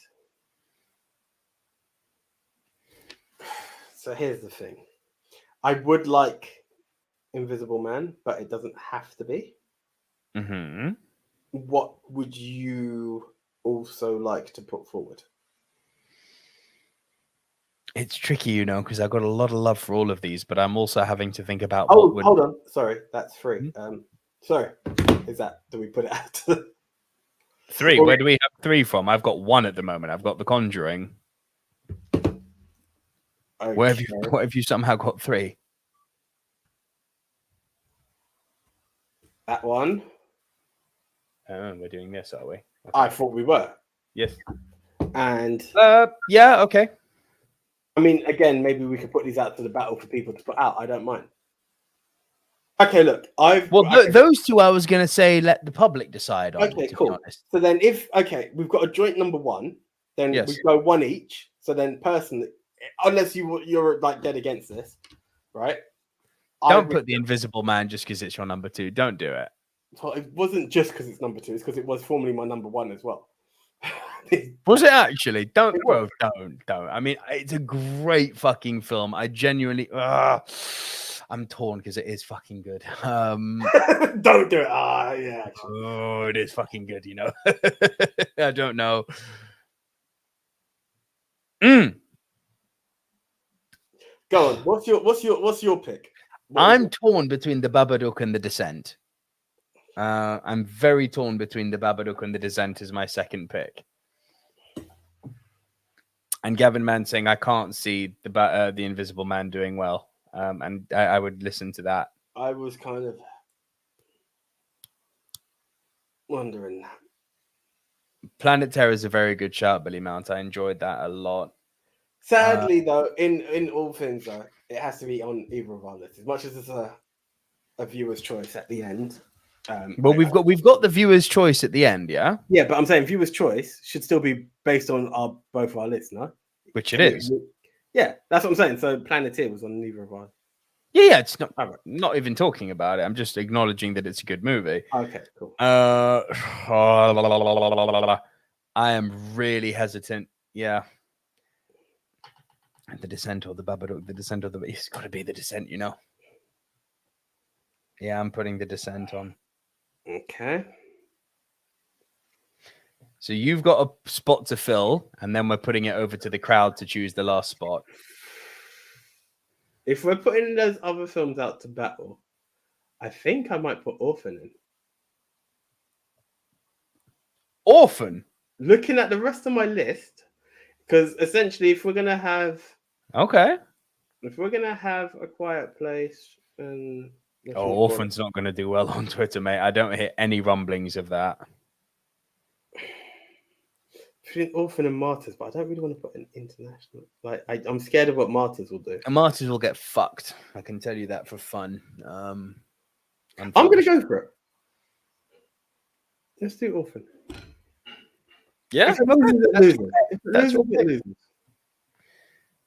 Oh, yeah, man like Ivan Drago. If he dies, he dies. But then there is Final Destination 2. Fuck off. Come on. But but you say that. But if you're talking early 21st century, that was like the genre of horror. These are the four quintessential diverse must see. It is diverse. Final Destination 2. Andy Hart just said Orphan equals Coach Carter. Lol.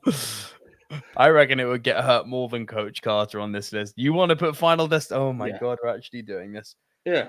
I hate you so much. How?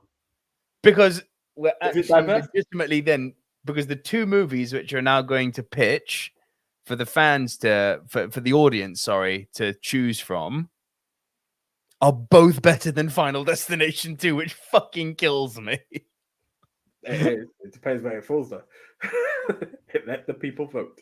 All right, guys. So it's up to you now to fill the final slot, and you have a choice. We would like you all to choose between Let the Right One In or A Quiet Place. Have at it. Comment away. I mean, feel free to drop in Train to Busan if it gets you, or World War Z. They're also all categories. See, Train to Busan should be in there ahead of Final Destination, surely. Sorry, you picked. That's one of the international movies that do well. Sure, I can't, you know. It's not on my list. Feel free to take it off. Oh, Train to Busan didn't make your list. What the fuck, AJ? World War Z tipped it for me. Well, this isn't helpful. We've got Rob Barber saying A Quiet Place, and we've got Francis Lalonde saying Let the Right One In. Billy Mount says all the Final Destination films suck. Oh, cheers. Told you. Francis Lalonde says hashtag I'm with cunt. Gavin Mann says A Quiet Place. So it's 2 for A Quiet Place, 1 for Let the Right One In. Jen, Andy, come on. What do we got? Need some more votes here, guys. At the moment, it's going to A Quiet Place. What wins, A Quiet Place or Let the Right One In? See, Billy Mount, what's your vote, mate? I need some help. Billy has hate for Final Destination 3. Andy Hart says, I abstain as they are both better than Final Destination. I told you! Like, they should both Andy, be on there. Pick one to Coach Carter Final Destination. Cooch says, let the right one in. Thank you for joining us, Cooch. Your timing is perfect. Welcome to the show. Oh, my God. Jen Thompson says, let the right one in. I think it's pretty split at the moment. Also, split is a category. I'm joking. Let the right one. Funny enough, for us, Andy Hart says, let the right one in. I think we've got let the right one in. Gavin says, Black Swan was sadly not on either of our lists. So Gavin says, Quiet Place, Train to Busan, Black Swan should go into the Rushmore if you're both. Final Destination's got no business being on it. This is a fucking joke. I know it's your slot, your pick, but this is legitimately a joke what you're doing. Why? I like this. Because the film is stupid. It's fun, but it's stupid. If we're talking on diverse, if I was going on the other end, I would have literally gone Orphan. But I'm talking the diversity of the horror films out there. There was no other one. Pick another one. Picking the best 21st century horror films, and you are choosing to leave off a pseudo-silent film and a Swedish vampire film. No. Yes. I had those. Look at the private chat. I put both of those in. You, on the other hand, said no. That's what we're subjected to the vote. Hence, I could not put them in. That's a complete different category. You could have put one. Okay. No, I couldn't have. How could I put it to the vote if it's not, if those are the ones we said leave to the vote? A Quiet Place was there. That would have been okay. Upon reflection, I wasn't anticipating you putting Final Destination 2 in. So you would like me to remove the vote that we just had for me to put A Quiet Place? Correct, and give the people what they want, and make like Orange Cassidy. There's a reference for you, AJ. Okay, A Quiet Place it is. So now, people, Nico has taken your vote away from you. How? Because that was what they were just voting for. They were voting for A Quiet Place and Let the Right One in. We've just granted A Quiet Place third so spot. now we're putting the internationals out to vote. So it's Let the Right One in, Train to Busan. Yes, there you go. That's a nice vote. Let the Right One in or Train to Busan. We can hit these later. Huh? All World War Z. Like, we can make it a zombie apocalypse clash. It's up to you guys. The choices are there. I think we should leave World War Z at the table, AJ. I don't want it on there. I don't want it on there, but it's there.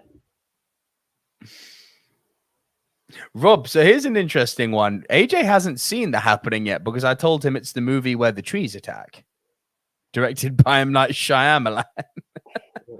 I don't think he's actually gone out to watch it. So, guys, let's hit the reset button on this. And we are now going Train to Busan or Let the Right One in. And go.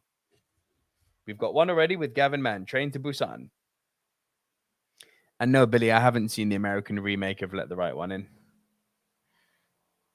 And Gavin, man, fuck yourself with Shaun of the Dead. I was just about to say that. Gavin, behave. There is no poking of any bear because Shaun of the Dead will not make that in. Nope. Oh, I'm asking for votes, not porn. Go away, porn. Jesus. So we have 2 for Train to Busan. Jen, Billy, freaking Gavin. Come on, I need you guys. Well, Gavin said Train to Busan. Sorry, my bad, Gavin. Rob hasn't seen either. Billy, Rob, what are you feel picking? free to put another film in. Like, we'll give this till like 2 hours 45. No time to guys. I say this with all the love in the sun. Yes, I'm aware that No Time to Die attracted a lot of people to this page.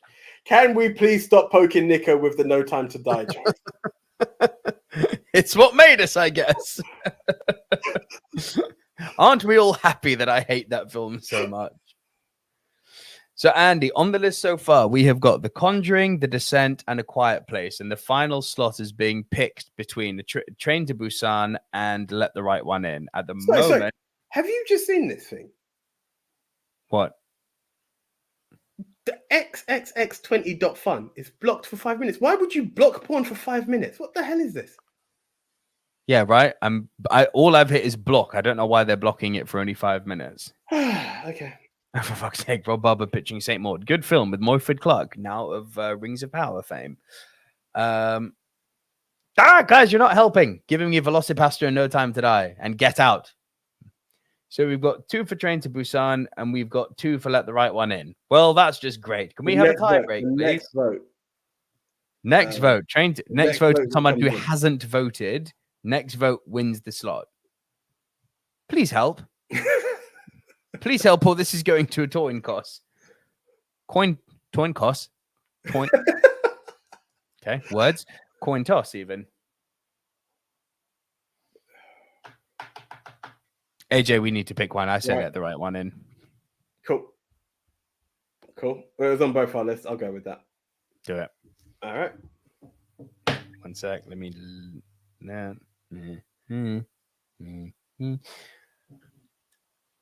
Ladies and gentlemen, the official movie Mount Rushmore of 21st century horror movies, in no particular order, is The Conjuring. Our second entry is The Descent. Our third entry is A Quiet Place. Our final entry into the movie Mount Rushmore of 21st century horror movies is... It was going to be Final Destination 2, but instead, no, we've let the right one in. So... That is very well said, AJ. There you go. I appreciate you. Okay, guys. So once again, what happens now? We I acknowledge you. Thank you, bro. We the Silver Screen Dudes have made the movie Mount Rushmore with a bit of help from you guys, and now it's over to you to crown El Capitan, El Numero Uno, the best of the best of the best, with honors. And in the end, there can only be one. And how can you crown the one? How do you acknowledge the one? You head on over to @MovieMT_Rushmore, or more importantly, you head on over to @MoviePolls4You, fronted by good old JT of We Love Movies. You cast your vote. You can't vote twice because even under Elon Musk, a retweet is a retweet, so it's only one vote. And that's how you will crown the winner, and it will be announced next week. It shall. By the way, AJ, this is the one for you. Address. Are you to the 20? Come again? Are you guys back to 8:30, 8:35 next week? Right, okay. Sorry. I was like 2030, 2035. I was like, what years are these? Okay. So here's the thing. Being out of London, I'm not able to hit the 8:30. It would be very tight. I'm going to try my best, but it all depends. So right now we're doing 9 as a buffer zone, and I'm really hoping that hits there because I finish work at 6 and it's a bit of a journey to get in there. So I need to, it's a matter of seeing that. As it is, boiler pending, I'm possibly here again next week, which definitely means I'm more than happy to do 8:30. If I'm still here, definitely 8:30. If I'm not, we're going to have to go with the 2100 angle just to be on the safe side. To answer Rob Barber's question, no, you can't. I'm just kidding, mate. Of course you can. Shout out to Matt, also from the Bigger Movie Pod. And guys, I can't stress this enough. Bigger Movie Pod, one of the best movie podcasts out there that isn't the movie Mount Rushmore. If you like the movie Mount Rushmore, go and support some friends of the show, Rob Barber and Matt over at Bigger Movie Pod. This guy will be guesting on Bigger Movie Pod at some point in 2023. Rob, just let me know when you want me and what you want me to come on and talk about, and I will join you guys. And AJ, I think you can answer this one more effectively than me. Francis Lalonde asks next. Thank you for burying me. Right. Do you know what? I need to... No, I literally don't remember. I don't. Down. Next episode. So, top 20 horror films of the 21st century. So, guys, we've done movies on a train. Here we go. I can't remember what the other one we've done. We've done vehicles. But anyway, who goes? Right now. Oh, we've done movies on a boat. Now, it's time to do movies on a plane. That's the one we're taking to the skies, guys. So that's the one. Get your comments in when Nico starts posting, and hopefully we got some good ones. Oh, you know what? Anya's going to be a happy lady. Yes. There we are. That's one thing we can point out. Not my number one. Oh, we did discuss this. Do you have the balls to piss off the wife? On this topic, most definitely. Okay. I gave her what she wanted for Nicolas Cage. No more. Hell nah. Okay. Cool. All right, guys. So that's the one. Thank you very much. As always, head on over to @MovieMT Rushmore, @MoviePulse for you. Check out Silver Screen Dudes on Instagram, where you'll be able to check out Nico's instant film reviews, as well as a quick recap of each of the shows in the top 10 format. And once again, if you would like to change this water into coffee, Nico has some info for you. Very good. Yeah, guys, if you are friends of the show and you like the content we make and that we try to bring you each and every single week, you can head on over to buymeacoffee.com/movie dudes. And for literally, and I am not exaggerating, literally less than the price of your daily Starbucks, Costa, Nero, whatever coffee you drink, you can support the channel at a price that is convenient for you.